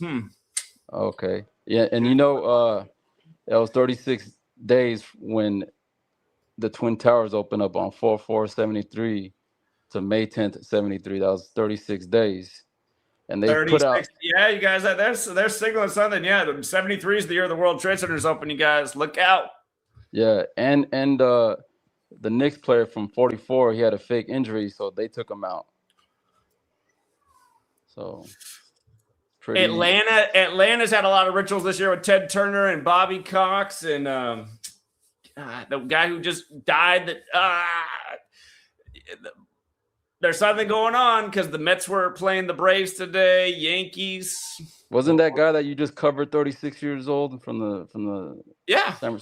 And he set the Yeah. sack record on the day, leaving 36 days left in the year. Aldon Smith. That's crazy. He died. I guess he died around my neck of the woods. So San Jose. Yeah. I'm out. I'm out Look over out here. for the Sharks. All right. Well, yeah. All right, man. Well, look at that. 6,066 days from the World Series. Gabe, isn't it true that you had to get out of your whole work profession during Cooties 19 because all the craziness going on, and you paid the bills using this knowledge? I did. I really dug deep into it, and that's how I made a living, because they laid me off during COVID-19, and that's how I worked it. That's why knowledge is power, you guys. I mean, I wonder how many people came across this work going like, whatever, and then they end up getting clot shots. They might not even be here anymore. They might have a heart murmur, all kinds of problems going on right now. That's the problem with projecting knowledge. I slammed the Yankees today. Then I went a nice little 300 with the Knicks. Boom. Boom. Slammed, yeah. All right, Gabe. Hey, be nicer to people in the chat, Gabe. All right, Zach. Take care. All right, man. Keep it up. See ya, man. All right, we got Slick St. Nicholas back, and then we got Enema. What's up, St. Nicholas? Uh-oh, maybe you can't hear me again. St. Nicholas? He might be having an audio issue tonight. Normally he hears me. You can never hear me. I can never hear you when I do these chats. You can hear me? All right. I can't hear you, Zach, but I'm going to go anyway. I'm the guy, I texted you about Aldon Smith. When he actually had passed away, he was 36 years old, and the Knicks were 2-6. And once I saw the Aldon Smith had passed away, they announced it right before the Knicks game. I was like, they're going to win. Because I think he was a former Dallas Cowboy, and that's in Texas, and he went down in Texas. So I'm like, boom. So that was 150 right there. And then I send you a tip. I hope you got it. But yeah, just learning from you and the knowledge, pick it up on small things like that. It's unbelievable how I woke up, or you woke me up for that matter. But yeah, wish I could hear you, but I just wanted to let you know, hey, I appreciate everything you do. You're great. Take care of yourself. I'm gone. All right. It is sad. I mean, isn't it sad, you guys? I feel bad sometimes making money because I realize that someone's death tells us the outcome of the game. But this stuff goes on, and it's not like we're killing these people. We're the ones exposing it, but that's literally what they're doing, you guys. And year after year, and we're here. We're showing you. Watch all the weird deaths every time a championship comes around. Did you believe last Saturday when they told you Stacey King just fell over and died? Did you believe that story? He just fell over and died. What's up, Enema? Hey, so my thing is, like, I hate how, like, I mean, okay, I get it how, like, we're not supposed to, like, just tell everybody about this, but, like, I hate how, like, it's not even just gematria and just this, but it's like the people who are awake, like there's so much of like, hey, don't just tell people about this, or they're gonna think you're crazy and you're gonna lose your family and shit. Like, bro, we're already losing our family. We need to talk about this. The thing is, like, we need to tell everybody, like, if you're suffering from TDS, like, they need to be told they're suffering from TDS. That's the fucking problem. Like, I'm losing my fucking family. We all are. You've talked about your mom before. Like, we're losing our family and we're losing people. And it's like, we don't need to be extreme about it, but we need to make sure that they wake the fuck up to reality. And like, we don't need to tell them about everything. But like, I hate to see my fucking family deteriorate away because they just won't wake up to anything at all. And like the thing is like what they put on us, what they put on you and all of us is like, oh, don't tell them about this shit because next thing you know, they're gonna think you're crazy and they won't talk to you. It's like, no, don't do that, but like at least like talk to them. And like the thing is, it's like we need to find a middle ground of like how we can talk to these people, because like we can't lose our family. I'm literally losing my fucking family. We all are. We're losing our family to this fucking TDS just because. When you're saying TDS, are you talking about Trump derangement syndrome? Yeah, mainly. And it's like there's more than that. What do you mean by the what do you mean we're losing our family at TDS? Can you elaborate? Because like the people that are awake like us that are following Gematria and shit are so far we're so far different. We're so far on the spectrum away from like I am, like my own mother, and like we all are from our own family members. We're so far awakened that we're losing our own family. And what they tell us and what we even say is that like we can't talk about this. We shouldn't talk about this because we're just going to lose our family. It's like, no, we should talk about this, and we shouldn't just talk about this, but we should wake people up to it. That it's just numbers in Gematria are running the world, but it's like it's the world's not what they see. And like basically what I'm trying to say is like there's so much talk about how we need to be quiet. Like we need to keep speaking up and remind people that like Trump's not even fucking president, dude. Like this shit's not even fucking real. And we don't need to get deep into it, but we need to remind ourselves that like we're literally gonna lose our fucking families and everybody if we don't at least like figure out like a middle ground and like talk about it in a sense that they can understand. Because of course, like we can't just come out here and be like, well, it's all fucking rigged and bullshit and it's controlled by Jews. Like we can't just say all that. But like we have to talk about it. And the thing is like there's so much talk about like, no, don't say anything because blah blah blah is gonna happen. It's like, don't say anything, dude. This is my fucking family. This is my mom. And like the problem is like that's getting pushed out so hard. Like they're literally pushing, they're trying to push the fact that if we don't talk about it, then it's not going to be a big deal. No, if we don't talk about it, we're going to lose everybody. We're going to lose our whole fucking family. And that's what I'm dealing with. Like I'm dealing with my mom and my aunts. The only older people left in my whole entire family, I'm going to lose because of TDS. And that's the thing. Like most of it is fucking TDS. Most of it's fucking stupid fucking shit. And it's like, I thought TDS is something that Trump supporters say to people who don't like him. I thought that's how they use that. No, like Trump, TDS isn't that what they say? TDS is mainly like it's mainly like you get so lost in the news that like your whole entire existence. It's like they literally blame their whole history on Trump. And it's like I try to tell my mom like take Trump out of your vocabulary. Don't even say his name. And like when I say that shit, she freaks out. And it's like we need to try to convince these people that are like this. And like anybody who's got politics, basically if you have politics that far up your ass, it's like, dude, you're gonna go crazy. You're gonna have a fucking heart attack. And the problem is that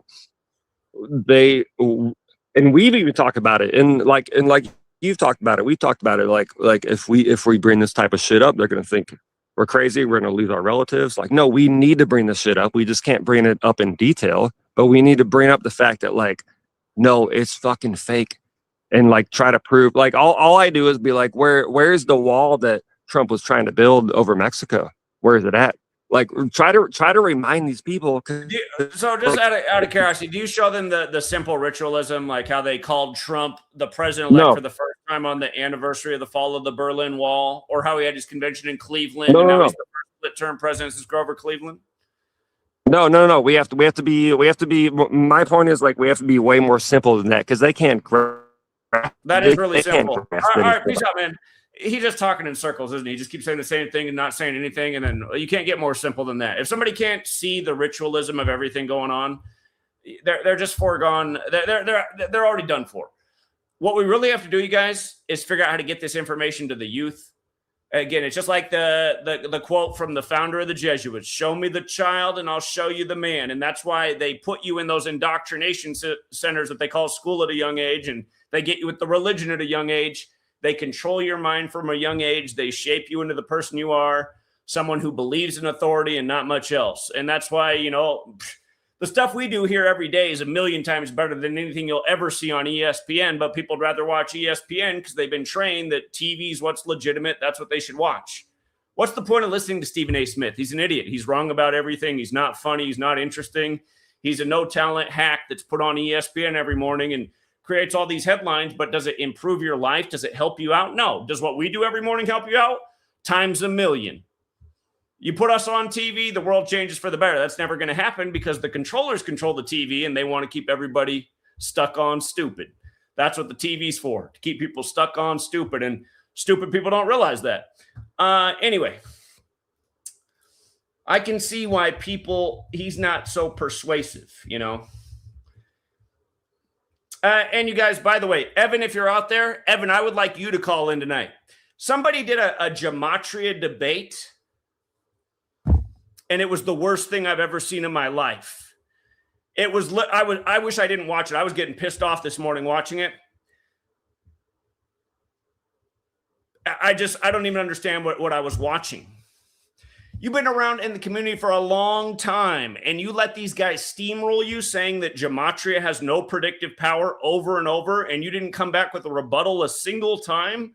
You guys, if you're going to try and debate this information, make sure you have some talking points, some bullet points, that you know some things, because somebody got steamrolled in a debate by two people that were totally dumb. They even argued that JFK was assassinated in 1969. They argued that Lincoln was assassinated in August.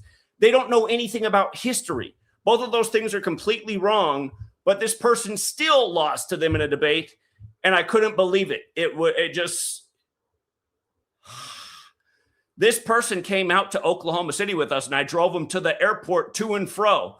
How can you not come up on a single talking point about all of the predictive power of this knowledge? Again, this is a community that's hit more sports futures than the rest of the world combined times a million.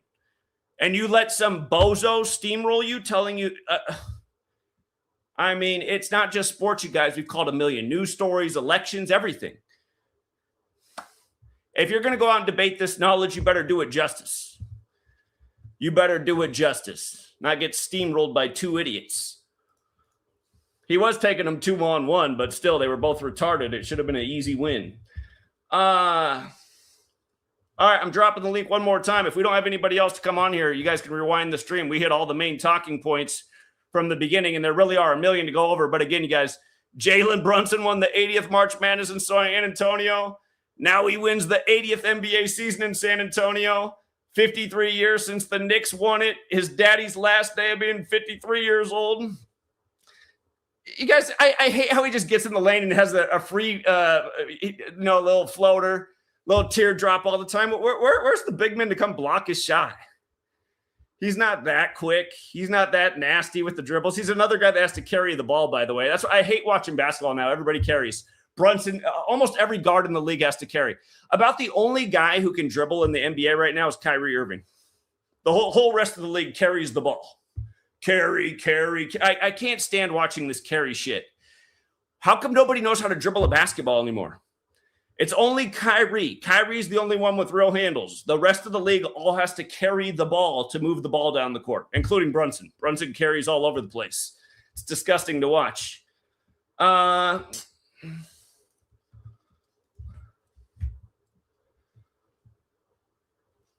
All right, last chance. If we don't have anybody else in here, we'll say goodnight. But yeah, it's another script in the books. Again, we cover this stuff on Patreon every day before the game. Stop coming here and going, how come you didn't do it before the game? We did, you guys. I used to do everything for free before games, everything until 2018 when I monetized the work. Since then, every day we do the work on Patreon in the morning for the community that supports the work. And I don't charge that much. It's a very easy entry price. A lot of people charge more per day for much shittier information than I charge for a whole month of much superior information where you actually learn something valuable. You learn some real knowledge. So anyway.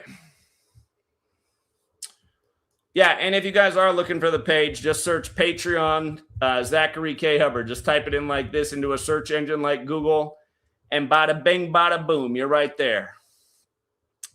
You just search that, it'll come right up. All right, we got one more guy that wants to get in here at least. What's up, Javi? Hello? Yeah, what's up? Yo, what's good, man? Yeah, what's up? Been watching you for a minute, bro.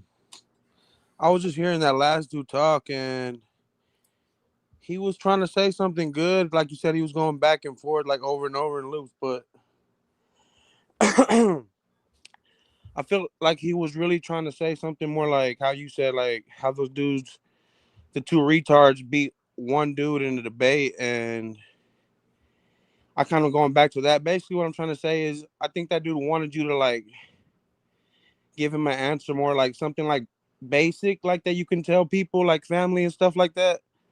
Like, you don't think that's pretty basic? You don't think it's pretty basic that all Trump ran on in 2016 was building a wall, and they called the election for him on the anniversary of the fall of the Berlin Wall? That doesn't sound pretty basic to you?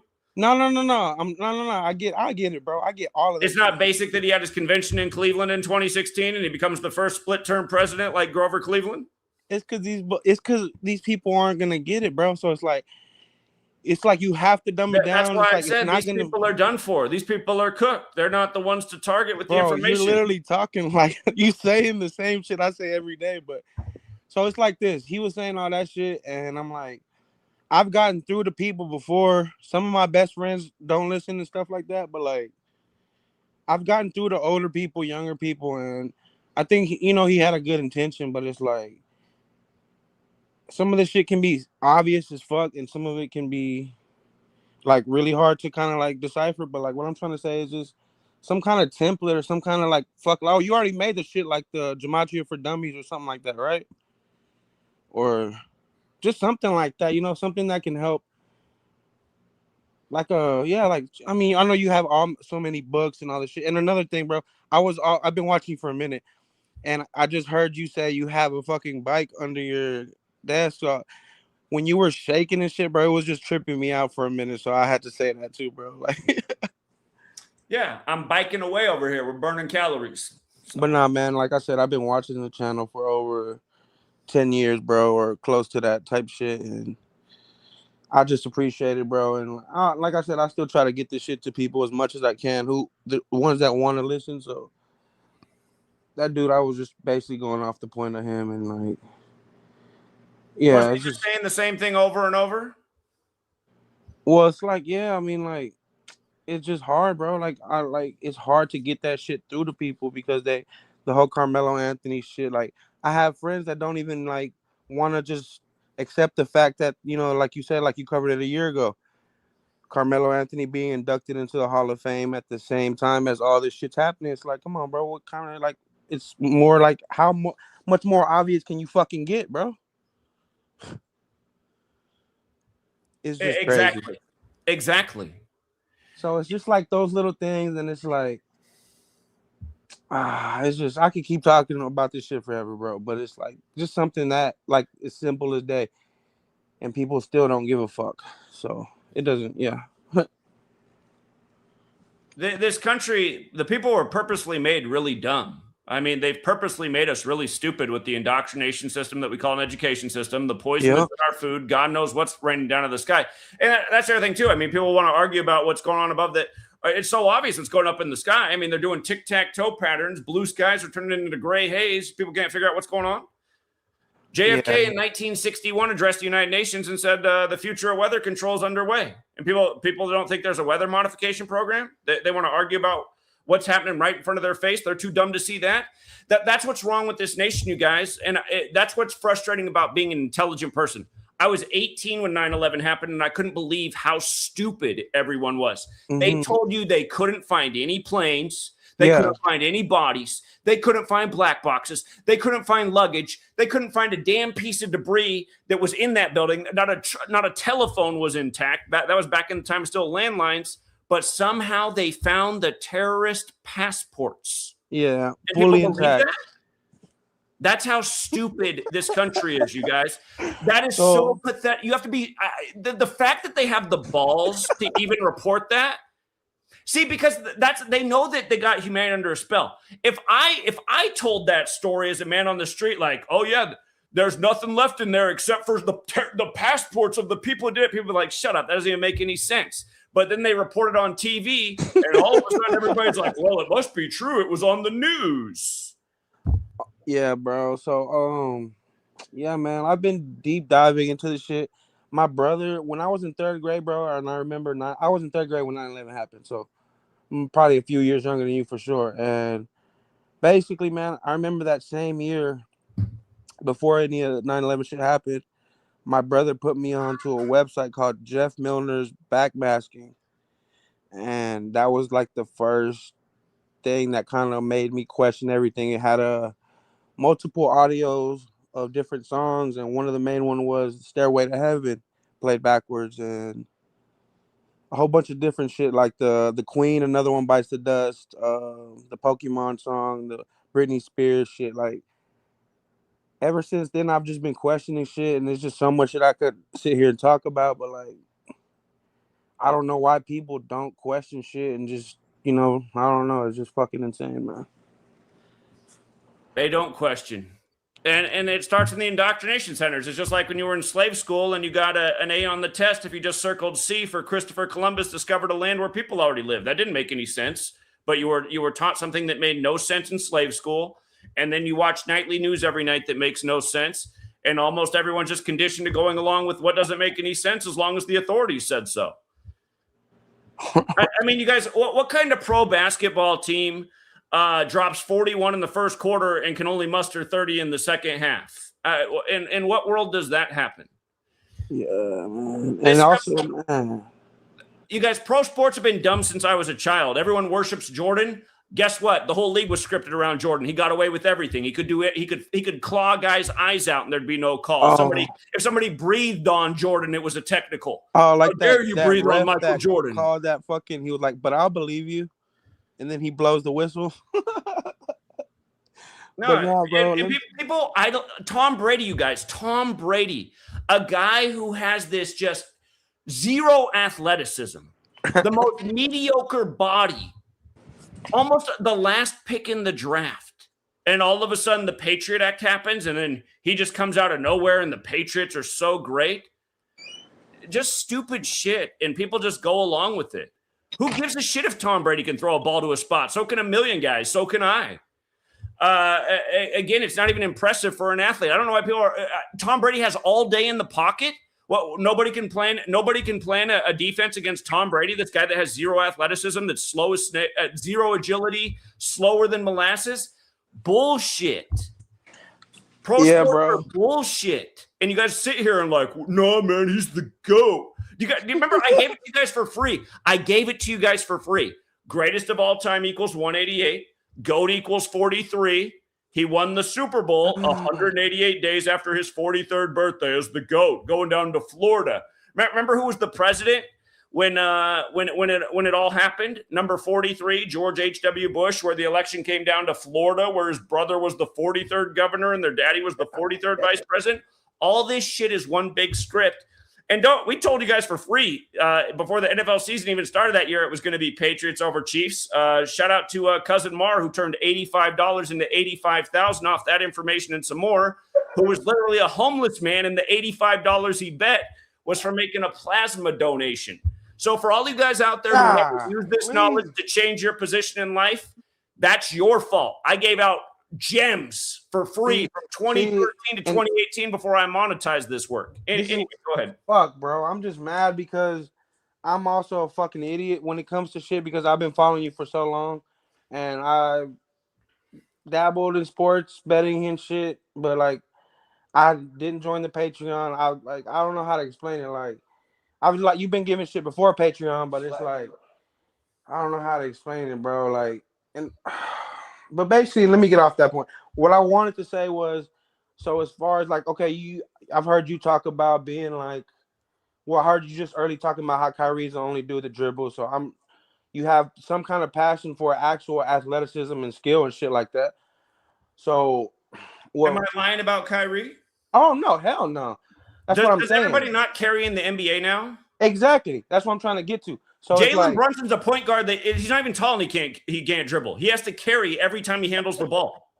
That's how he gets through. Every time he makes his move, he does a big carry. Or that's a whistle, turnover. Get a point guard in here who can actually dribble a basketball, not one who was born to be in the league. Anyway, I played a lot of sports growing up. I know how to dribble. I got nice with both hands. Anyway, go ahead. No. And that's what I'm kind of getting to. So it's like, for somebody like you just said that having skill, having, even passion for being athletic, not even so much to a fucking sport that they created, because it's like all fucking crazy and shit, but like actually having skill and shit like that, like when it comes to like the scripting of the sports, and especially NBA basketball is my favorite shit as well, bro. And I'm all, as much as I know it's all scripted as fuck and all the numbers and it all makes sense, I'm still like somewhat fucking like bamboozled, dumbfounded by the way they can do it. Like how did, like, okay, like for instance, like when OG won them the game that last time, like from when Brunson shot that 30 fucking footer and OG tipped it in, like how do they script something like that? That's what I've always just thought, like, you know what I mean? See, that's the thing that gets me. The way that they ended Game 4, I don't know how they pull off that script, and that's the one thing that's why I start saying, is this some kind of weird black magic that they're using too? Is this what all this blood sacrifice is about? Is this why they call black people when they're really not black, and they sacrifice them left and right for these championships, and then this weird shit happens? Anyway. No. Go off, bro. But what I'm saying is, like, okay, basketball, right? It's boom, boom, boom, plays by plays until like somebody calls a timeout or there's a dead ball. So for me, I'm always been dumbfounded by the fact that they can script that. It's football. They can rehearse a play by play, and it's easier to script. But basketball is. Well, remember, the Harlem Globetrotters never miss from beyond half court, which should tell everybody that they use technology. And if they got it with the Harlem Globetrotters who play in NBA stadiums, then you know they got in the NBA games too. It's just like the way the March Madness tournament ended for Duke this year. They're in a certain win situation. They didn't even have to advance the ball past half court. All they had to do was sit there with the ball, get fouled, put the game away. Instantly what I thought of when De'Aaron Fox didn't fucking dribble the ball out, bro. Like, instantly. They passed the ball to Mr. Basketball Indiana, who hits it from nearly half Mullins to win the game. Motherfucking Mullins, man. That shit, yeah, bro. So it's like. And they had just come back off that commercial. Again, I'm going to remind you guys. Yeah, they bro. just come back off that commercial. I'll be watching, bro. I've been watching you for fucking over or close to a decade, however long you've been going, bro. Like, yeah, bro. I haven't never called in. I've always kind of wanted to jump in here and talk some shit with you, bro. And I've just always wanted to understand how the fuck can they do it so precise. Like you said, they have the technology, they can turn it on and off and shit like that. But like, it's just, I'm just still like, go back and watch Game 7 of Spurs versus OKC. Wemby's shots in the air were all side iron. They shouldn't have been going in, but they just got sucked through the rim. Sucked through the rim. Those shots, I hate watching these 7-footers shoot through. The whole NBA is so soft and weak now. It's disgusting to watch. But again, for anyone who shoots, just look at his shots. How were those going in? I mean, those should have been banking off the side of the iron and just bricks. Yeah, and like, so as much as I know all this shit, and I still have that stupid regular viewpoint as a fucking fan, you know what I mean? And I still want to, like, not believe it, but like, I'm just a fan of fucking actual competitiveness and real sport and shit. So I still get lost, but I'm far from that. But it's just like fuck, bro. Like, how the fuck did they ruin this shit, man? I don't know. It's just crazy. You're just a sad fan. I'll remind people too. I had to look up what year it was. God, time flies, man. 2007, you guys. David Blaine with Baron Davis. They played the ad all year. Is it Magic or is it Magnets? Yeah. Bro, yeah, man. I've been watching since them times, bro. And it's just fucking insane. The homie was talking about how he saw. And it is. All right, man. Well, I appreciate you weighing in. No, for sure, bro. I appreciate it. I'll try to tap that again, man. Definitely have a lot more to talk about, but I appreciate you. All right, thanks, Javi. Have a good night. Sir. You too, man.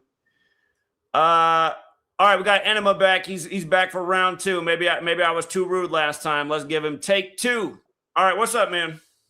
No, you're good. No, so Zach, I fucking love you, dude. And anything I say, okay, it's either constructive criticism or it's just fucking something random. Like I'm never gonna talk shit on you or this community. I'm in it 100%. All right, I'm in you guys 1,000%. My thing is that like the world will never ever listen to this type of shit. Like my mom and like your own mom and like my mom these people. My mom doesn't disagree. No, my mom gets it. Well, my sister is the only one in my family that doesn't get it, and that's because she's so hard-headed. She doesn't even listen. That's why she doesn't get it. She doesn't listen. My sister, when I start to talk about, I said, Jen, there's the shut up, Zach. The Freemasons are a conspiracy theory. I'm like, there's their logo. They have a lodge not even far from your house. That's what's wrong with my sister. She can't even. I know. Listen. And anyway, go ahead. And that's my point. That's the point that the last caller was trying to make too. Is like that shit's too far for them to understand. It's like we have to. They don't want to understand. I know, and that zero effort to understand. But that's the whole problem. It's like we either give up and let our own fucking family literally wither away and die, or we dumb it down. Listen, it sounds as much as we can. What needs to happen to all these people, whether they're our family or not. They need to wither away and die because they're what's wrong with the world. But is that what we all want? Because that's my whole point of this. Like, do we want our family to wither? Because I don't want my own. Because I'm going to lose. To be perfectly blunt, if they're going to be this way, then yeah, I get it. I get it. Yeah, because they're ruining the world. I get it, but it's easier because the thing is, I'm starting to see it when I talk to my family about this, and I start to explain to them like we're $40 trillion in debt. What the fuck did Obama do? Like, Trump's 80 years old. What the fuck is he doing? Like, if you really like simplify it as simply as possible, it starts to kind of make sense. It's like, oh, what, he built a wall. Where is this fucking wall at on Mexico? I thought he built this fucking wall. Oh wait, it's not there. I thought he sold all these Bibles. Where are all these Bibles at? Like, just like the most simplest form of trying to wake him up. Because if we don't do anything like that, then we literally lose every fucking family member everybody that's listening, we lose all their fucking family members over all this stupid fucking shit. And it's like, unless we simplify it. And the problem is, like, we talk about all this shit like with sports and stuff, and it's like, dude, you don't need to take your kids out of sports at all. Like, sports is important. Sports is such a communal, like, sports can really help people if you approach it like the way you are, like the way you talk about it. That's why you're so fucking great about this. But like, it's almost like this type of community preaches that like sports is bad, and like that's how it comes off. Not that you're doing that, but it comes off as like, no, you shouldn't watch sports at all and shouldn't be in sports. It's like, no, sports is fucking important, man. Sports is so fucking important. It's more important than fucking school, to be honest. And it's like, the thing is, like, how do we find this middle ground to where the people that are so far fucking gone can start to warm up to the fucking people like us? Like, that's what we need to figure out, because we can't just fucking give up and like lose on these people, because that's what they want. They want us to fucking give up and lose and be like, do you see it? Like, they want us to be like this. They want us to be like, nope, like they're gone. And so like everybody that's on that level is gone, and we're just going to lose them all. And that makes us farther and farther away from anybody else, instead of us fighting and never shutting up. Because if we talk like you're talking, if we talk like deep with these gematria numbers and all this shit, like it sounds so far-fetched. So we have to figure out how to like narrow it, dumb it down, like the last caller talked about, like, and like I'm talking about, like, we need to dumb this shit down. Everything I've said is very simple. Jalen Brunson wins the 80th March Madness in San Antonio, and he wins the 80th NBA season in San Antonio. It's 53 years since they won it. His dad, who played for the Knicks, is on his last day being 53 years old. It can't get more simple than that. All right. I detect something wrong with that caller. Then he's saying TDR, and then Trump, Obama spent all this money. Something's not making sense about that caller. I'm sorry, guys. I'm done. There will not be a take 3. What's up, Kush Manu? I brought on Kush Manu and he dropped out. But no, I'm not hearing anything that I need to hear there. And yeah, you guys, I know some of you are like, oh my God, did you just say that about your family? Listen, if your family is dead weight, I know it's hard, but we got to look at the reality.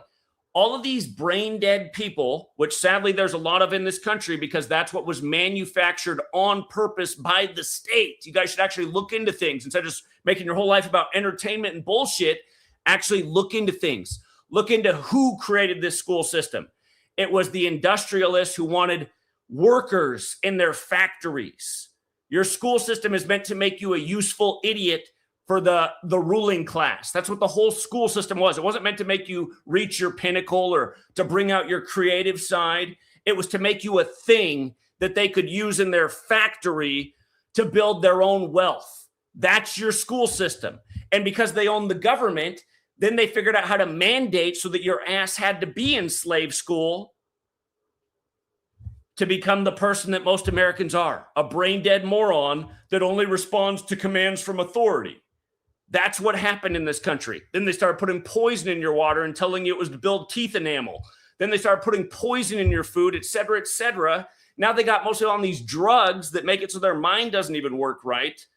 And people are so dumb, they come and look at someone like me, they're like, man, he's crazy. You mean because I can think and see through the bullshit? That's what everyone told me after 9/11.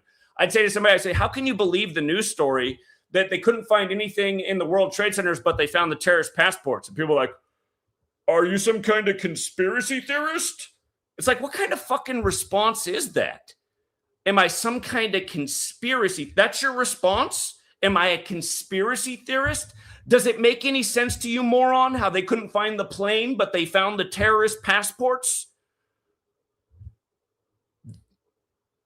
You guys, the cabal gets away with the most obvious lies every single day because they indoctrinated people to just accept what authority tells them. It's a major problem. And for everybody who's in that mindset, they just got to go. They got to go. I'm sorry. I don't care if it is your own family or my family. They're dragging us all to hell. All right. Let me go out to Kush Manu. What's up, Kush Manu? Yo, what's up, Zach? Can you hear me? Kush Manu? Yeah, can you hear me? Hello?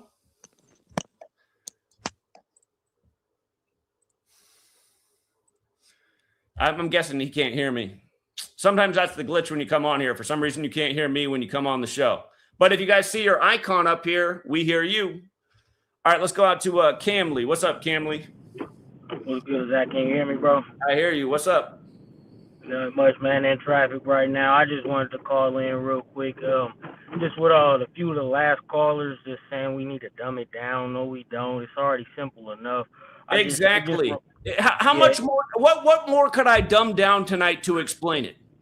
I don't know. It's simple addition, and I don't know. But my whole thing is, I'm not religious. I'm spiritual or whatever. But the Bible is a good reference point for some things, and it just reminds me of, like, I don't even like saying the word like anymore, but it just reminds me of the 33% that have eyes to see. And then I don't know. Hold on. What percent did you just say? What's the percentage? 33. I don't know if 1 out of 3 people has the eyes to see, but I'd like. Let's be optimistic. Okay. I don't know. The Bible, they were dealing with a smaller population back then, so the number might have changed since then. But everybody's not going to see the obvious. And when I don't know, it's like when you talk about the story of Lucifer falling from heaven and he took a third, are they inverting the truth? It's weird, man. It's weird when you start thinking about it, because, like, everybody they can't see the obvious, and the people that do see the obvious, we're the minority. So I don't know. I'm not saying we're The following world's backwards, Lucifer. right? When you see the Yeah. obvious, you get ridiculed. When you say, don't you think it's weird that Carmelo gets elected to the Naismith Hall of Fame and you've never heard that name from anybody probably in your life, but on the same day, there's a kid who supposedly stabbed someone to death named Carmelo Anthony on the same day, and now they bring back the trial while the finals is going on between New York and Texas, where Carmelo played in both states, and they're like, well, they're all the same. They're like, are you saying there's some kind of conspiracy theory? It's just like, Jesus, man. Oh, God, I mean. It's crazy. No, I mean, but just look at the world we live in. Not even the world, just the country. 80% of people don't know what to eat. I mean, that right there tells me everything I need to know as far as like the future. Like at this point, if you still eating crap, you probably won't be able to follow gematria. And gematria is very simple, but you don't even know what to put in your body. So I pretty much wash my hands with the rest of the people who just don't seem to get it. There's no point in dumbing nothing down. No, we're not dumbing anything down. We don't need dumber people. If anything, it needs to be more complex. But that's all I have, Zach, man. I appreciate it. I'm staying supporting as I usually do, man. You have a good one, bro. Hey, I got somebody passed this along to me the other day. I hadn't heard it, but it's true. An anagram for conspiracy theorist is a scary story. Do you think there's something subliminal about that? You think people get afraid to question their reality? Exactly. Exactly. It makes perfect sense. People fear authority and they follow suit, man. Yeah, but just focus on the people who can see. I think that's our best bet, really. Like, instead of focusing on trying to make everybody aware, I think we need to make the army who's already aware stronger. Because I was talking about 10 years ago. I said we need everybody sharing this knowledge out in front of sports stadiums in your local community. I mean, instead of those Christian people out there saying God hates FAGSs like there is in front of every sports stadium. All of you guys who do that, by the way, if any of you are listening, what is wrong with you? Jesus didn't say a single thing about gay people in the Bible. He did say a man should never marry a divorced woman 3 times. If you're going to stand in front of a basketball stadium about something that has to do with human sex, maybe you should be out there. A man should never marry a divorced woman, because that's actually something he said. Anyway, it's just, instead of that crap in front of sports stadiums, if you guys, when I was out in front of Staples Center educating about Kobe's death, there was one of those people on the intercom drowning me out, talking about how God hates gay people. I was like, great, this is just what we need. This is what we need today. Again, people need to be out on the streets getting this knowledge out. Right.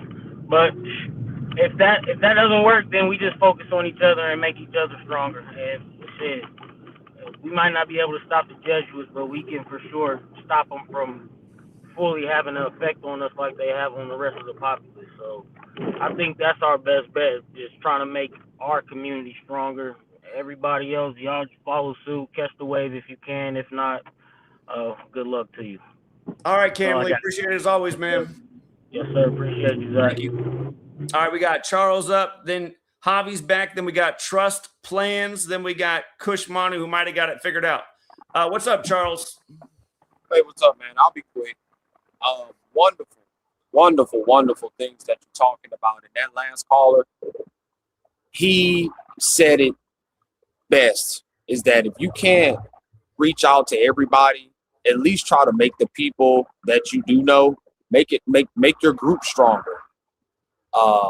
Because, and then I think it was yesterday, you had the young lady that called in, and I could hear it in her voice when she was saying she didn't want to be called, she didn't want to come off as being black-pilled, but she did mention one of the things that I brought up on when I called in on your channel once was like, you just see everybody out here, and I do believe the phones have every bit to do with that dead look in people's eyes, that if there is nothing exciting them on the phone, even just a little bit, then, you know, because I ride the public bus and you get to just, you know, obviously you get to look at everybody and just see different faces, and those areas, going to a public gym, 24-hour fitness, riding the bus, going to Walmart, going to the mall.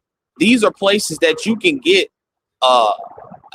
you can get a feeling of how screwed up we really are as a society. And when I listen to the channels that I listen to that are highly intelligent individuals, they always try to figure out, well, how can we start to change certain things?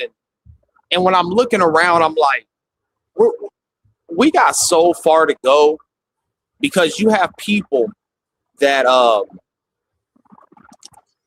had said it today. I made a video where I was saying that people don't like other people. When you run into people and they say, man, I don't like people.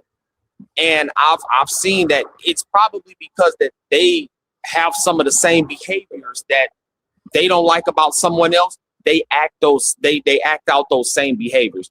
So when you were saying that we have to find some type of way to get Gematria out there, and if not Gematria, just try to find a way to, because I know it says in the Bible, which I don't, if you want to read it, you want to read it out, but it says in there that you're supposed to get in the way of wickedness. I don't care if you believe in God or any type of wickedness. As a decent human being, you have an obligation to get up off your ass and to fight back. I don't have children, and I've talked about this before in my circle. I would really have to vet a woman that I'm going to have children with, because I don't want to come to the point in which I saw what public school did to me. I did not succeed. I see the way my other peers and friends and stuff like that, how they turned out. And I believe the trade-off was, don't worry about this right now.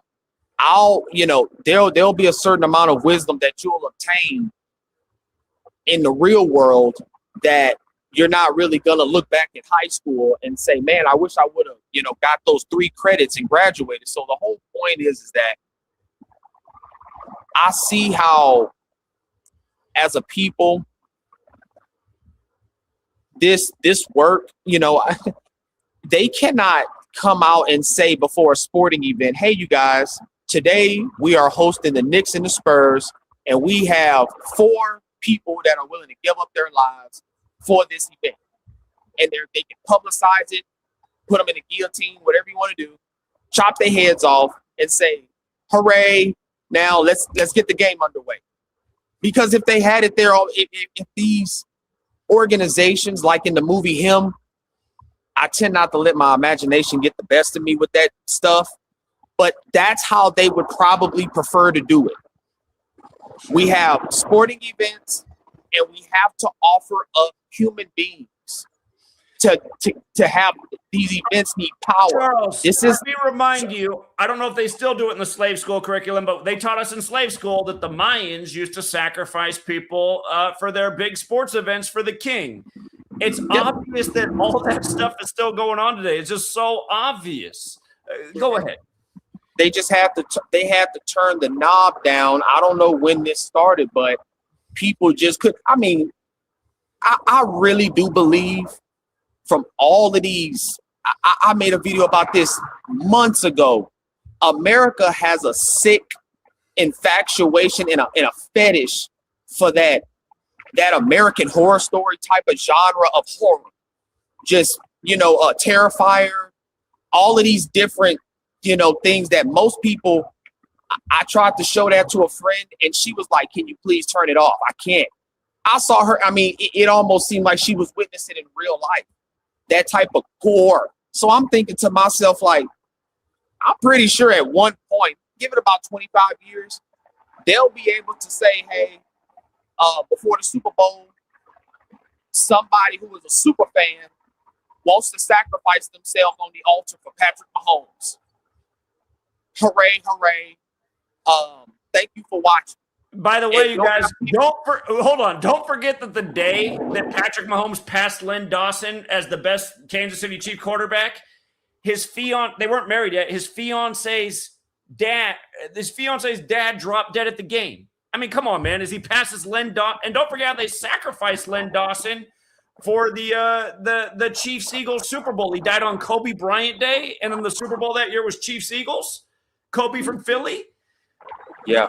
All this stuff, the ritualism's so obvious once you see it, but I don't know how people don't blink an eye. They even reported on ESPN. They're like, what a day for Mahomes, but also a day of tragedy. And it's just like, how don't people see this? Go ahead. Because we're overstimulated. If out of 100%, the farther back we go, we have more free time to focus on maybe 3 or 4 things a day. Now there's so much going on. When you scroll on Facebook and see RIP to whoever's passed away. Hold up, though. The average American man, a lot of them, sports is the pinnacle. Isn't it? Yes. For a lot of men, sports is number one. I mean, they love it more than their own kids, their family, their job. It's like the thing that's getting them through life, that they're making money to go to the game. So when they're watching this stuff and they're watching ESPN that night, they're seeing the same stuff. Why is it not registering like how weird all this stuff is that just keeps happening? I mean, the Bears that year. They're the shittiest team, and then Dick Butkus dies before Thursday Night Football, and they just come out and blow out the opponents. Everybody knows about 42 and Jackie. A couple of years ago, they announced before the game, hey, it's the first time in NFL history it's an all-black ref crew. And then the score at halftime is 42-0, and nobody blinks an eye. I mean, stop.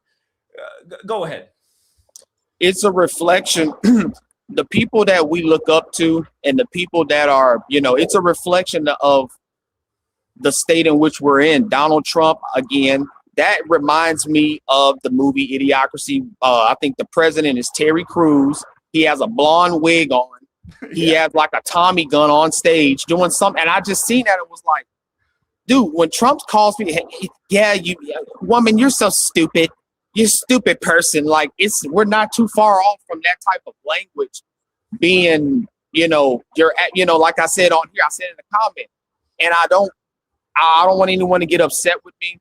This is just my personality. But the minute there are ways that I can gauge a person's personality and if they're worth my time. And one of the ways is if in every sentence or every other sentence, it's a like and a or it's fucking, and like the caller the other day, I down there got sick where you see, I'm a black dude. The way I decide to use vulgar language is I'm very conservative. So when I'm hearing people use that language out loud on, a caller on the bus, it makes me cringe. But that's how I can understand that, man, dude, we're really screwed because we watch these movies.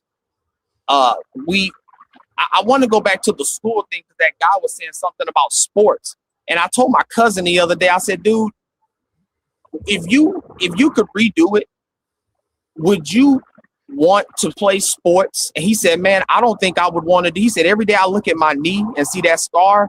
He said, I don't know what I was thinking. I was just doing it because everybody else was doing it. And I looked, my brother Devin, he played tennis. He backed out of football because of an injury.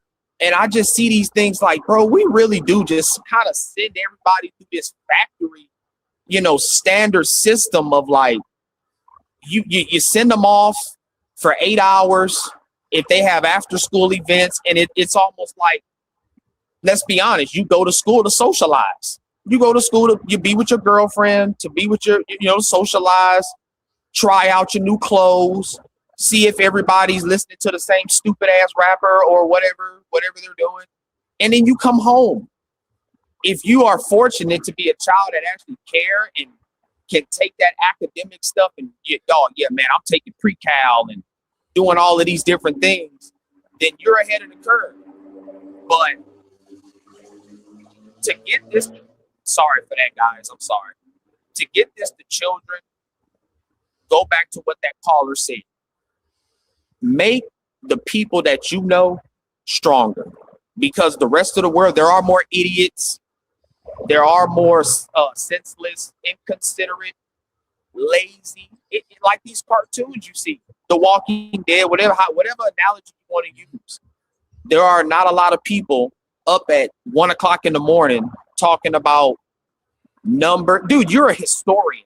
That's something I've been wanting to tell you. If you're nothing else, you're a historian. There are some things that I'm like, I was never taught that in school. I never even heard of stuff like that. I don't care if you never mention another number ever again. The things I've learned, I'm like, I went to a school that was, I think we were a 3A or 4A, and we had a girl, she went to Katy High School. I don't know if you ever heard that. It's out here in Texas. And she came back, and she would finish the work, or sometimes she would not have, because her grades were just on a level she didn't get the type of work we got. And she was like, y'all are so far behind. She was like, we're like two, 3 semesters in front of you guys. What's going on? And I was like, I don't understand. So I see it on a small scale of like, bro, they're not teaching us anything of substance. The workshop, they took the workshop out of my school. And it just became something so obvious. Like, there are orders coming from the top. Everything that we're involved in, movies, sports, all of it, it has to be fake, contrived. It has to be that way. I don't know. I think that's some type of Orwellian thing of like, if we make you look at ugly stuff, stupid stuff that ends with cliffhangers, we are trying to drive you. Because I'm with you, bro. And the Bill Gates thing, I'm with all that. And trust me, if I had to take myself and sacrifice myself, like, yeah, Charles, you're a useless eater too. All right, so be it. I gave it one hell of a try when I was here. I tried to contribute to society, work, treat my fellow brother and sister the way I want to be treated. I don't care if they white or black or whatever you are. And if I'm the one that have to go, then I understand that, yeah, because there are a lot of poor people, low middle class people having children. I mean, I can use my brother as an example, and I see the way he's raising those kids. They're going to be very, very insufferable adults, very difficult to deal with. And I'm just thinking like, yeah, man, I'm kind of under the mindset of like, just come on with it. Stop playing with us. Stop making us take medicines and scaring us. Just do it already. So that's it. I'll shut up. Thank you for taking my call. Appreciate it as always, Charles. You have a good night, man. Thank you. Good night. All right. I always appreciate when Charles calls in. What's up, Trevor? Hi, Zach. Can you hear me? I can hear you. Okay. Yeah, I've been listening, and I've been listening to you for a while. I had first heard you on a radio program, Beyond Ground Zero, with Clyde Awesome. Lewis. Yeah, they and I had heard you on there a couple times. And like after the first one, I went to all your videos and I started watching your videos. Next day, I joined Patreon, been on Patreon. Thank you. Top tier the whole time. And the one caller, I haven't ever called in, so this is my first time, but the one caller that says you got to dumb it down, you don't have to dumb anything down. All they got to do is get your books, read your books. I mean, when you float through 1968 and you go through those things, all the events that lead up, and then, Junior being the 43rd president, winning in the state of Florida where his dad was 43, all those things.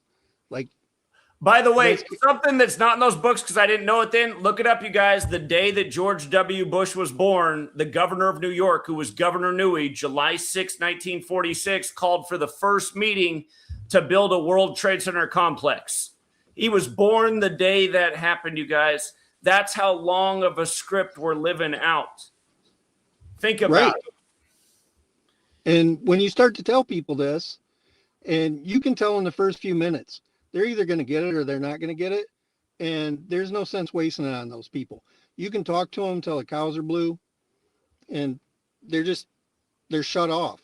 So I say, cut bread. I don't need to talk to them about it. I don't need to associate with them. I mean, if I work with them, I just do my regular work with them and that's it. But they're just never going to get it. There's people that are pre-programmed so hard on what school tells you, and they just follow that, listen to the government, and sit there with their hand out, waiting for a retirement check that's never going to come. That's why we have to figure out a way to get to the youth before the indoctrination. That's why they win, because this indoctrination of people when they're young, it's a proven method. That's why they do what they do. They turn people into the things they need them to be for this tyranny to go on. The only way to break it is to get to the youth first. That's why all you guys are out there also with your program like, no, kids shouldn't know about that. There's a way to introduce this to children that it could be fun, interesting, and exciting. Listen, if I'm telling a 7-year-old who's starting to watch basketball, hey, don't you think it's interesting that Jalen Brunson won March Madness in San Antonio, and that was the 80th March Madness, and now he wins the NBA Finals in the 80th season in San Antonio? Some 7-year-olds are going to have the mind to go, yeah, that is pretty interesting, and then you can show them a few more things. Look, his dad's 53 years old. He's going to turn 54 tomorrow. It's been 53 years since the Knicks won the Finals. I used to do this kind of stuff with 5th graders. They loved it. I mean, that's a little bit older than 7, but around 10 and 11, they need it at a young age to start to see how rigged the system is. You know why? Because they're growing up in this rigged system that's going to exploit them if they don't learn. I 100% agree. And I think they should learn gematria 1st or 2nd grade, because I'm older than you are, but when you go to kindergarten, the first thing you're learning is ABC to Z, and right there underneath it is 1 through whatever. So the whole time you're in class, you see all the letters with the exact number underneath it. It's So you're taught amazing it in what an young order. children can learn, you guys. Listen, my daughter, she has a grandma that speaks Spanish to her. She understands Spanish because the grandma's always asking her questions in Spanish, and she's pointing to what she's saying, and she's going, sí, sí. Of course, sí is yes in Spanish. So I'm like, wow, my daughter understands those long sentences, huh? And then my wife speaks Burmese to her. She understands everything in Burmese. Of course, she understands everything in English. My daughter's 18 months old. She's not special. At a young age, your mind really absorbs things. You can really learn to understand. Had all of us been taught 3 languages from the time we were born until we were 18 months, we'd all be the same. I was just at the library, and there was a father there who speaks German and a mom who speaks English. The child understands everything. Again, we've been lied to about everything. Children need the right education from a young age. That's not what happens here. Here it's about, why do we teach kids about dinosaurs as the first thing? What the hell does that have to do with anything? It's a joke. It teaches them about death and that we could all die in a second. It's some scary story at the end of the day, that we could all just be wiped out in a second. Again, is that the first lesson a child needs at age 5, that the dinosaurs were here and they went extinct? Because that's what we've been doing in slave school for a long time now. Anyway, go ahead, Trevor. Thank you for calling in tonight, too. I appreciate it. Yeah, no problem. I don't, the whole dinosaur thing, I mean, yeah, I definitely think that teaches them the whole, death. Kind of like you're put here to just do your job like the dinosaurs did and die, right? Because the only thing you learn in school is you have to be there at a certain time. You take lunch at a certain time. You get to leave at a certain time. What's that prepare you for? That just prepares you to be a 40-hour idiot in the whole rest of your life. It's just training us to go into the industrial complex and just keep on working. And I mean, that's kind of, that's even why they use the bells at the break, because that's what it used to be at the factory. That was all part of the training for the factory. That's why we have bells when the class is over. Right. They did the bells, and then you go to a factory and it has whistles, and some people are just turned off to it. And when you start to mention it, it's conspiracy things, but I've tried to show them in the sports how it's rigged, but some of these people are just such fanboys. They're never going to let go of that. They don't care what you're saying. Ego. They can't admit that they've been fooled their whole life. Right. And like last year's World Series, like in spring training, I only picked 2 teams. I had the Dodgers and the Blue Jays. Who went to the World Series? Everybody was mind blown. They're like, how'd you know that? And I'm like, well, it was the 121st season. And then the whole 54 or whatever it was with the Dodgers right before the season started. I just put money on those 2. And I didn't win tonight with the Knicks. I tried to hedge my bet. But at the beginning, before the basketball season started, I only had 4 teams picked. I had the 76ers because I thought somehow it was tied to Netanyahu. And 76. The 76 piece is just how the Syracuse Nationals became the Philadelphia 76ers, and just this Pope and Carmelo. That it was there, but it was more about the Knicks. Sometimes the riddle is more complicated than it actually is, because there's something up with 76. For you guys who don't know, the season began on a 76 date numerology on Netanyahu's 76th birthday. He went to high school in Philly. And now they've made the March Madness tournament starting next year, 76 teams. That's part of why you had the Penn Station stabbing right before the first game in New York. But anyway, go ahead, Trevor. Right. So before the season started, I picked 4 teams. One of them was the Sixers, one of them was the Pistons, one of them was the Cavaliers, and one of them was the Spurs. Who the hell did the Knicks go through? They went through all them teams pretty much, except the Cavaliers had to win the East. But yeah, I don't know. It happens. In a sense, I wish I'd thought about the 80th March Madness tournament, but I can't remember a year where they did it like this. So that's something to pay attention going forward. We're always learning new things. They synced it up with the 80th March Madness this year. Yeah. So I'm just trying to say that it is all rigged. That if you belong to the Patreon and you get to hear things. Now, sometimes I think callers call in and try to go too deep on things. And honestly, I love hockey because hockey is just simple. And I think if you keep it simple, you're going to win more often. It's when you try to decode so much that you're trying to bend the narrative to your own way, right, that you kind of lose track. And then people will say something and they'll be like, oh, that sounds really convincing. So then you want to switch your bet, and it doesn't always work out. We had a caller doing that through this whole tournament. I said, man, Spurs won by 12, game 1 in 99. Now Knicks can win 12 straight. I mean, it seems pretty straightforward. Spurs won by 13 in game 2. Knicks can win 13 straight in game 2. And again, you guys just look at that box score from 1999 for game 2, 80-67. Come on, in the 80th season, the Knicks pick up their 67th win in game 2. That's exactly what I've been talking about for all these years. That you pay attention to the numbers, you see it was all just one big script. To the point, they're using technology to ensure outcomes. This stuff goes on year after year if you pay attention. And for all the things that we've caught on to and proven, I bet you that half of the narrative we overlooked and missed. There's still more to add on to the puzzle that we didn't catch or see. Right. And it's just all the different sports. I mean, even NASCAR, like the beginning of the year, nailed it with Tyler Reddick. You know what I mean?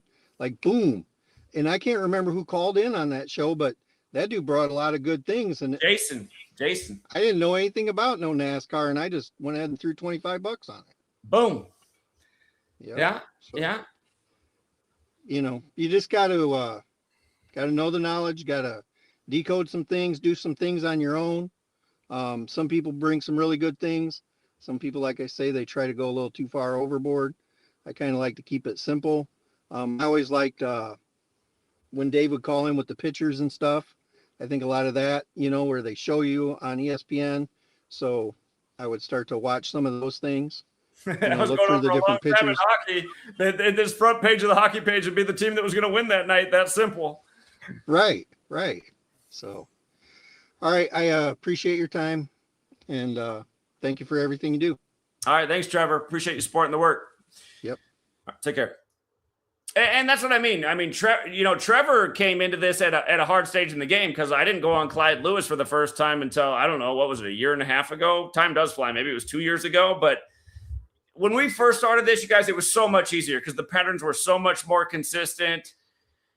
Ever since they legalized gambling all over the place, I swear to God, they flip a lot of scripts too, just because I think there's too much money a certain way, certain times. But even now, even though things are more difficult now, you're smart with this. You can still get nice payouts on the regular, like Chris down there, who's won consistently year after year, who supported the work, who's come out and pounded payment with us from Oklahoma City to New York and paid for his trips all along the way by just turning small bills into big bills.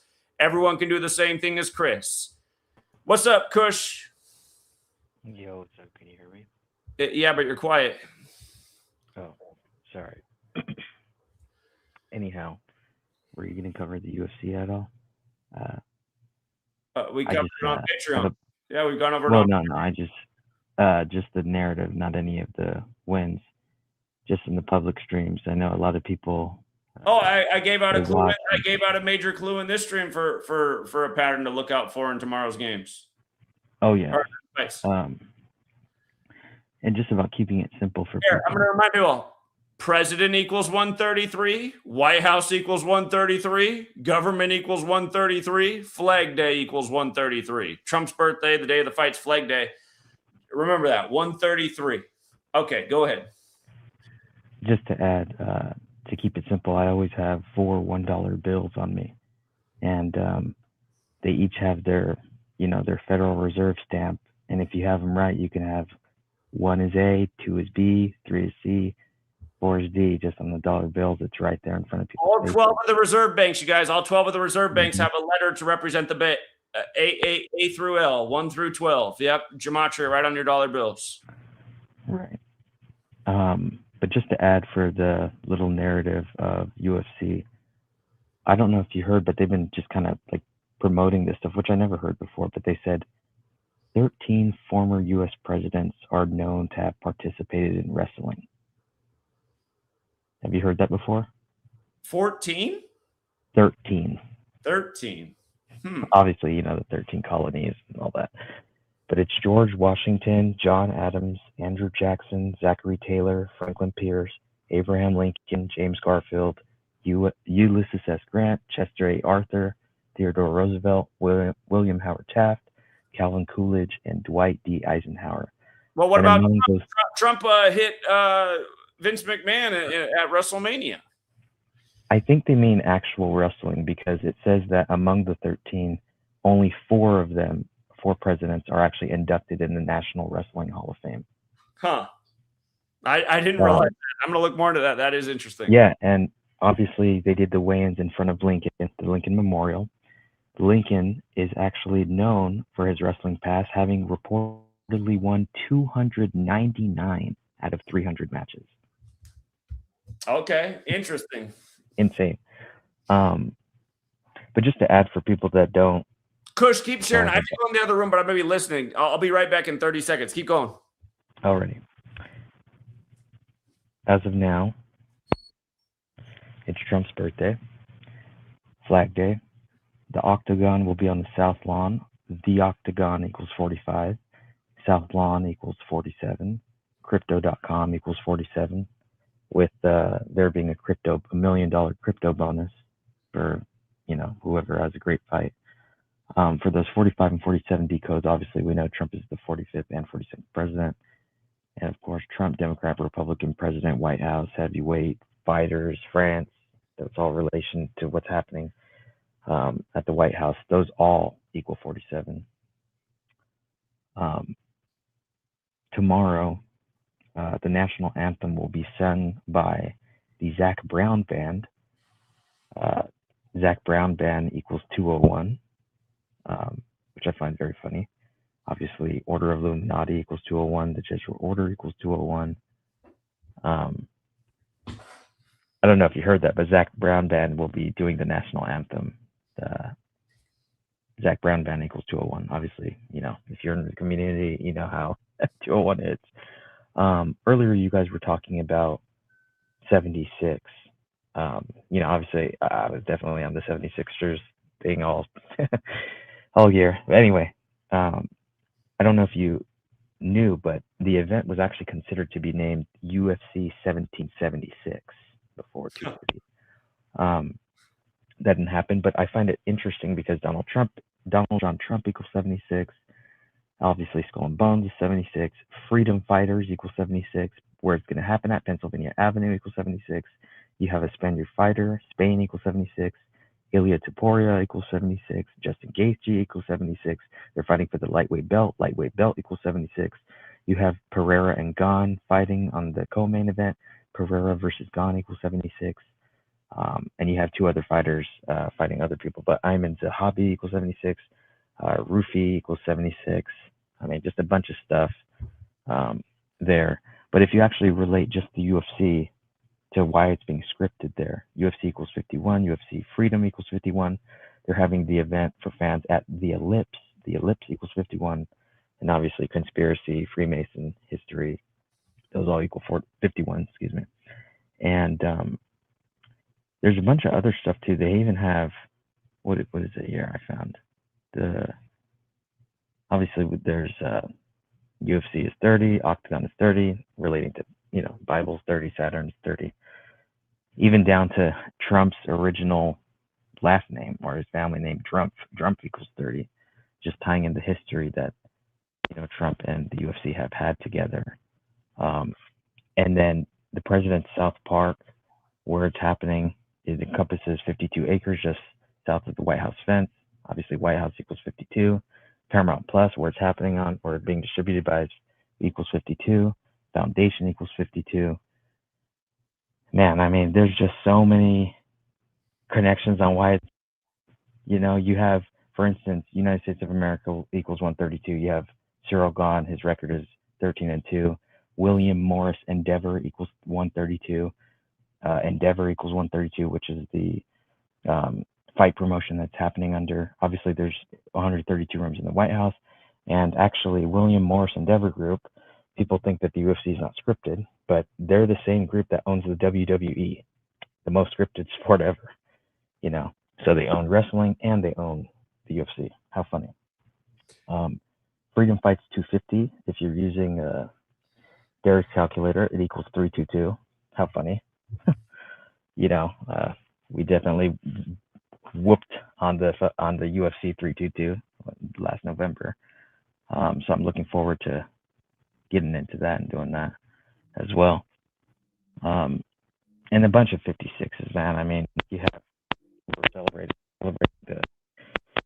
Nothing happened to your sound, Kush. It's clicking. All right. Appreciate it, Kush. Thanks, man. We're going to get Marilyn, Elohim, Justin, and Big Money in here, and then I got to wrap it up because I got to get up early. Whoa. Oh, hold on. I skipped Marilyn. Hold on. Let me go to Marilyn first. What's up, Marilyn? Hey, Zach, how are you? Doing well. Thank you. How's Ruby doing? Well, she's sleeping right now, but all's well with Ruby. Okay, great. So, Zach, I just want to, I'm from New York, I was on your channel before, but I just want to briefly discuss the ritual that they did with Michael Jordan by Brunson scoring 45 points. I think Michael Jordan scored 45 points in 1998, right? I think. He wore a 45 jersey for a second, too. Yeah. Yeah, and that's what I was going to say. He wore 45 jerseys and 45 Trump. Good one. Yeah. Who was at the game? His dad has the same birthday as Trump. It's their birthday tomorrow. Yeah, today's his birthday, the 14th, right? Oh, you're ahead of me. Yeah, it's almost that's tomorrow. I'm sorry. West Coast. Yeah. Yes. So I'm just here. So I think the so-called Knicks fans are tearing up New York right now. So I just want to chime in and say that and keep doing what you're doing, Zach. Keep speaking truth to power. I appreciate that, Marilyn. Thank you so much. Thank you, Zach. Love you. You have a good night. Same to you. Thank you so much. Bye-bye.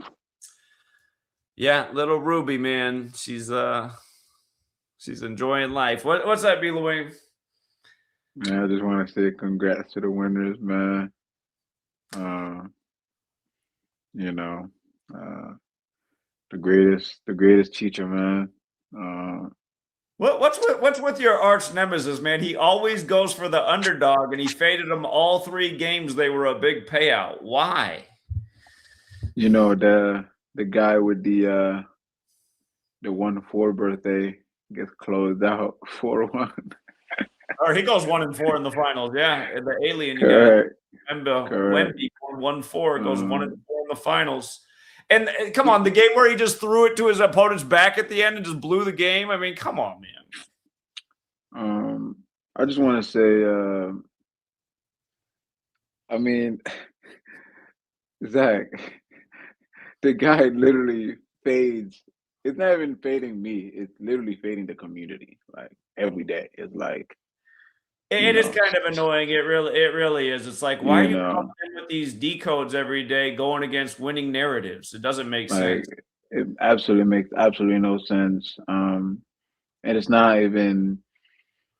I like the other day you said, I'm not a mean-spirited person. It's no hate in my heart. It's just like stuff like that has you raising your eyebrows a bit. Every day, like you're going against. Because going seriously, this. how do you fade the game two narrative when you see it? It's like you really don't think they're going to win 13 straight in light of the score in '99 where they won by 13 and it was 67-80, and the Knicks can get their 67th win tonight in the 80th season. You really don't like that narrative with all this big fat value out here? And he's like, nah, because I measured from Texas's birthday and like what? But anyway, I just want to say, I just want to come on here to really congrats to everybody that capitalized tonight. I wish I could send you tips, but you know, my Cash App unfortunately got banned. Guys, can you believe my Cash App literally got banned because I only used the Cash App to send Hubbard my tips, and they flagged it for I guess fraud. I guess because you're literally the only transaction on there. So, Just wait in the future when they got a social credit scoring. You won't even be allowed to get food for the week. You tried to tip Hubbard. You're going to starve this week. anyways, man, that UFC thing today in DC, Zach, I had to leave, man. I couldn't even go in. I just couldn't participate in you know, in an environment full of all just the goyams around and just crowded events like that. You know, I don't really like crowded events like that, you know, especially when you're around all the goyams, you know. Yeah, I do know what you mean. But anyways, congrats to the winners again. What a great NBA finals. I should have really went 4-0, but I let those guys deceive me. You win Was it against game your 4? instinct. Yeah, I usually, when I go against my initial thought, it usually gets me too. So Was that game 4, Zach? It was game 4, right? you went 4-1. You would have went 5-0 if you just stuck with your guns. Yeah, Or if you would have anyway, played like your teacher told you and took the points, you would have still gone 5-0. it's all good. It's all good. I'll see you guys there tomorrow. Anybody that's is in the stream right now and you're not on the Patreon, you guys are really missing just, you know, really this right here is a small percentage of what you really get on the Patreon, you know. The Patreon really it covers everything. So anyways, good luck to everybody and shout out to Open Up, one of the GOATs.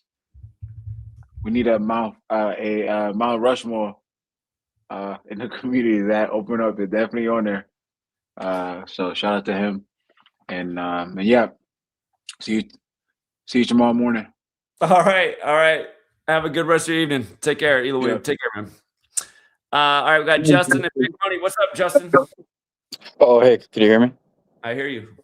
Oh, I just wanted to add on something you touched on earlier.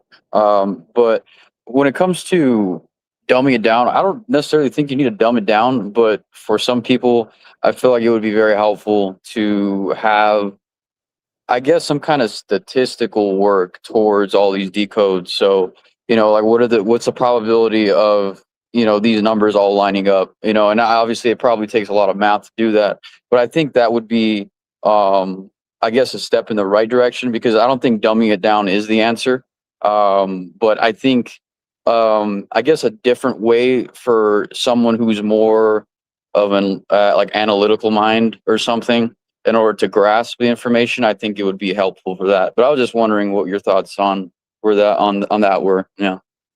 Well, you know, I tried out a video like that with showing what the odds of the Carmelo Anthony stabbing on the same day as Carmelo being elected to the Naismith Hall of Fame. And, you know, we were pretty much at 1 in a billion. That video hardly got any views, unfortunately. But yeah, I mean, we could do an analysis like that on everything. I can figure out a way to calculate what are the odds that Jalen Brunson would win the 80th March Madness in San Antonio and then win the 80th NBA season in San Antonio. I'd have to really think about. I need a math professor to actually help me figure out how to set up a formula to calculate that. But you know, that's an extremely unlikely event too. I mean, we're probably not far off from the 1 in a billion mark again. But here we are. So Yeah. You can even use AI, you know, to I mean, obviously you'd have to That's check what I the did for word. the Carmelo thing. That's what I did for the Carmelo thing. I could try and set this up asking the AI to figure out a way to calculate what the odds of this are. Yeah, I think that would be a very helpful. I guess another, because there's only a certain amount of people could ask what you're already saying. So I guess just finding different ways to, I guess, reach out to people that have different ways of thinking is probably a better way instead of just dumbing it down or whatever. But yeah. Also, I also wanted to add on the whole like black pill argument or whatever. I kind of see where you're coming from, where you say, oh, people are kind of too far gone, or whatever. Obviously, some people are family and stuff. But I mean, for me, I think even though I'm probably the only person in my family that thinks the way I do, like when it comes to in terms of I guess what reality is and how the world really works. But just because of that fact, they're all Christian, they're all religious and stuff. They all have their own beliefs. But I wouldn't give up on them, I guess. Like for example, like let's say Ruby grows up and she's not on board with, let's say, anything you're saying, right? I don't think, like, I feel like you wouldn't give up on her. You wouldn't say, oh, the world would be better off without my daughter, because, like, let's say she's just not on board with like anything you're saying or whatever. And I see where you're coming from when you say, obviously, they're part of the problem. But I don't think, I guess, just having that outlook is right. I mean, obviously, we all have our own opinions and stuff. But yeah, that's all I really had to add for that. And I also wanted to ask you about the UFC card. So there's only 7 fights. There's no prelims. There's only 7 main fights. What does that say to you?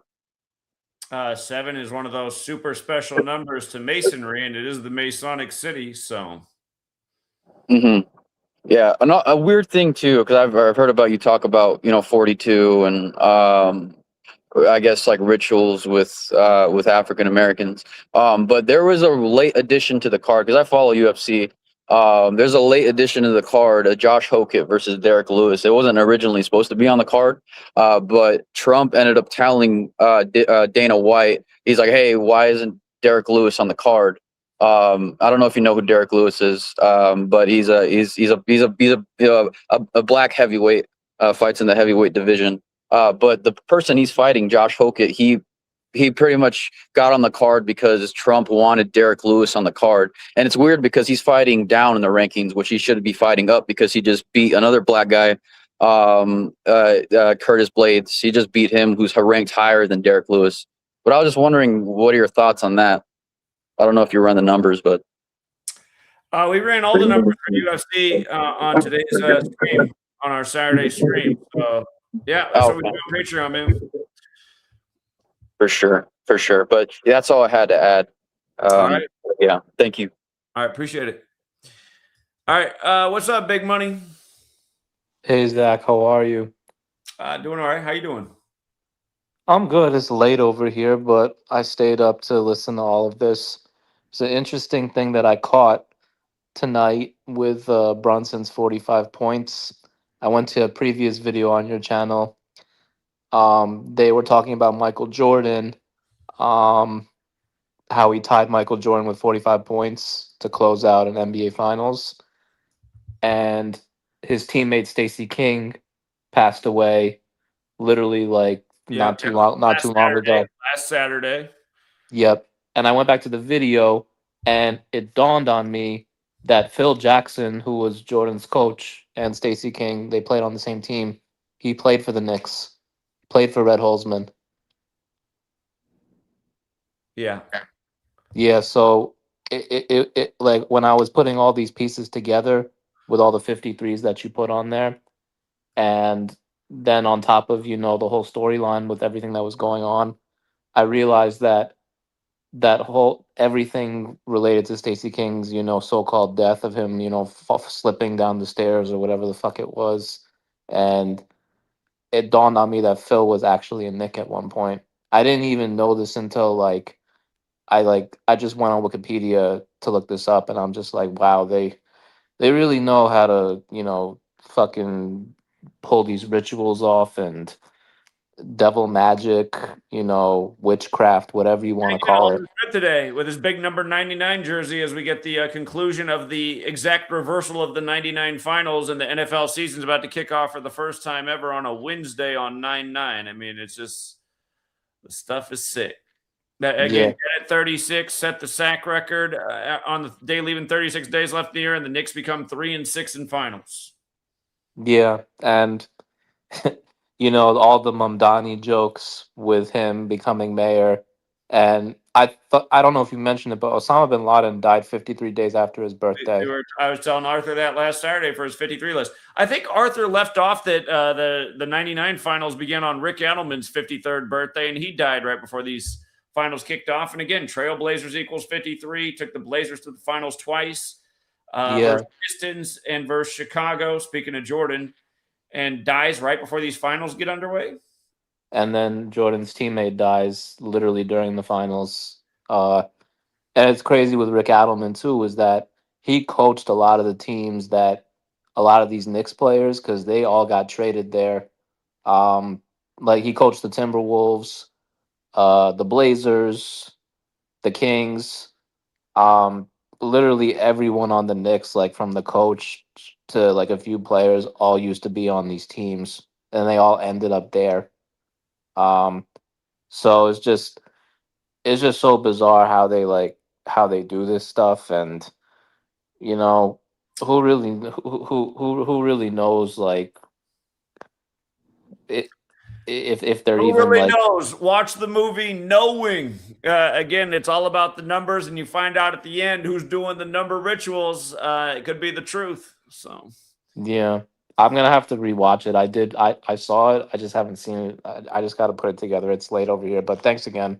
All right. Keep up the good work. All right, thanks, Big Money. Take care, man. Yep. All right, we got the beer guy, and then we got Bobby. What's up, the beer guy? Hello, can you hear me? You're good. Yes, so cool. I come on the show a couple of years ago, to be fair. That was when you had to do calling. I managed to get some sort of thing to let me allowed to call America for like pennies rather than pounds. I'm in the UK. I've now so I'm going to be quick. I somehow managed to fuse the left and right hemisphere of my brain, so now I don't think logically only or creatively only. I now think logically and creatively all at the same time. I've built a website you might want to have a look at. With all this AI stuff going on, it's easy for anyone to build a website now. So it sounds quite funny, but I think I've reverse engineered Gematria. But it's not really like reverse engineering Gematria. So rather than you putting in a phrase or word or whatever, and you get a number come out, you can put the number in and you'd get a phrase come out. I've used your free and open websites to capture popular terms that get used over and over again, and they bubble to the top. And it's quite an interesting thing that I've done. I think it'll help people a lot easier to get into this type of stuff, because they might not get all the words and everything, but people have numbers and they see numbers, and when they see numbers on the news, they're like, why on earth is that number there? But again, 33 on there, or whatever, 56 there and there. You can just type the number in, and then it brings up a list of terms that would give to that number and how much it matches. If you wanted to, you could show your people the website, if that's all right. I'd love to. What's the website? It's called gemkey.one. Gemkey.one. Yeah, .one, like Neo, anagram of Neo. Okay, boom. Yeah, it came right up. Gemkey.1. Here, let me share that. Okay. Yeah, there it is. So yeah, Yeah, 33. That'll probably be a popular search since they do show it all the time.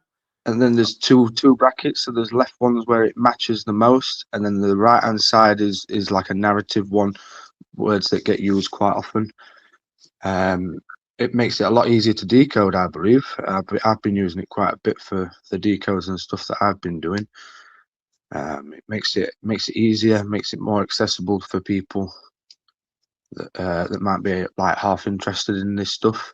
Yeah, it's an awesome looking website. Well done. Gemkey.1. I think people will like this reverse engineering. Just for the record, you can sort of do this on GematriaEffectNews.com, but I like the way you've done it here. This is a lot easier, and it's also free. Derek made that feature cost money, and it looks like It's all for free, and if you want to, there's an offline version, so you can just download it as a .apk file and then install it onto your phone.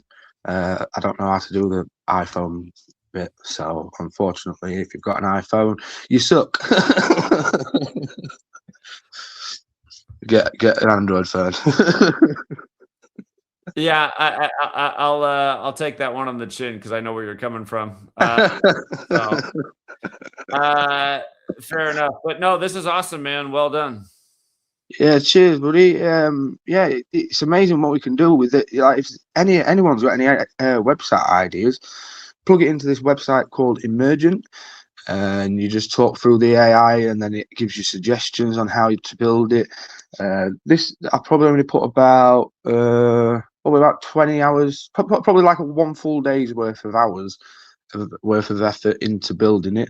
It's probably only cost me about 200 Great British pounds, which is like next to nothing compared to what it'd cost you to get someone like an actual human. I spent a fortune building the Gematria calculator app. Way more than that. And yeah, I know it's ridiculous now what you can do with AI. It's unbelievable. So I think they built the AI for us to help destroy it. Yeah, if that makes sense. Yeah, It's no, like this is really cool, man. This is really cool. I appreciate that you did this. Gem.1, you guys. Gemkey.1. Yeah, I appreciate that, man. That's, yeah, I've been watching your shit for years, bro. Like, I came to and then I went away, and then a couple of years later I came back, and then I've really dug in, and I've always been using Derek's decoder, but I always had to go separate. You know, if I wanted to try and find number matching for words. And this site just makes it way easier. You can just plug the number in, and it'll just bring up a list of narrative numbers to the words, and yeah. Yeah, I'm gonna be using your website and get more familiar with it. Awesome contribution. Yeah, I appreciate that. Thank you very much. Perfect way to close out the stream. All right, the beer guy, amazing. Thank you. Cheers, brother. All right, have a good night. Or you too. Good day, I guess. You're in another part of the world. The day's starting. All right. Yeah, I need to call it a night, guys, because I got to get up early. I'm on a seriously crazy schedule these days, but it's what it calls for. What do they say? When the going gets tough, the tough get going. It's always been the motto over here, you guys. All right. Hey, congrats to the winners who got here late. You can watch them in the beginning. You don't have to watch the whole stream, but I went through a lot of the obvious script for the Knicks rigged finals over the Spurs, and for everyone like, what do you mean rigged? It's rigged every year, you guys. Wake up. It's just couldn't be any more obvious. It's rigged. These guys aren't even playing basketball. They're carrying the ball all over the court. Why not just get rid of the dribble? I keep saying, why even have dribbling anymore? Just let them run around the court. Put some trampolines on there. Let's start seeing some half-court dunks. Who can jump off the trampoline and dunk from half court? I'd rather watch that at this point rather than this. Here's how Jalen Brunson dribbles the ball. Look how he just went past everybody with the giant carry. It's dumb. It's not basketball. It's crap. Not to mention they got, is it magic or magnets? I mean, which one is it? The David Blaine ad from 20 years ago. It's obvious they're using technology to ensure the outcomes. Anyway, hey, congrats to the winners. Join us on Patreon. We decode sports every day. We'll be back at it tomorrow morning. Have a good night. If you're in that other part of the world, have a good day.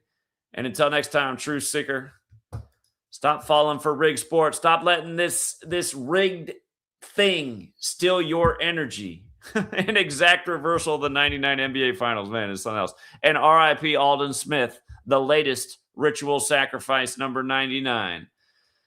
Wait. Oh, it's right there on the screen. Yeah, it's the third headline down, man. Knicks, Brunson, former defensive lineman Aldon Smith, dead at 36. It's sick, man. I didn't even look into the James Harden weapons charge, but that has something to do with he played for the Rockets, 94 NBA Finals, World Cup. It was Knicks versus Houston. There's something there going on with that. I'll look into it later. Brazil right up there too. Like I said, Brazil equals 94. 2 times in history, the Knicks were in the finals and Brazil was the champion in the World Cup. So look out for that because, Brazil, look at these headlines. Knicks, Brunson, the death of Aldon Smith, again, number 99 in the reversal of 99, the Harden thing, and then Brazil. Brazil got off to a really bad start, just like Argentina last time. All right, we'll keep an eye on it. All right, guys. We'll be back tomorrow if you're on Patreon. Till next time, take care.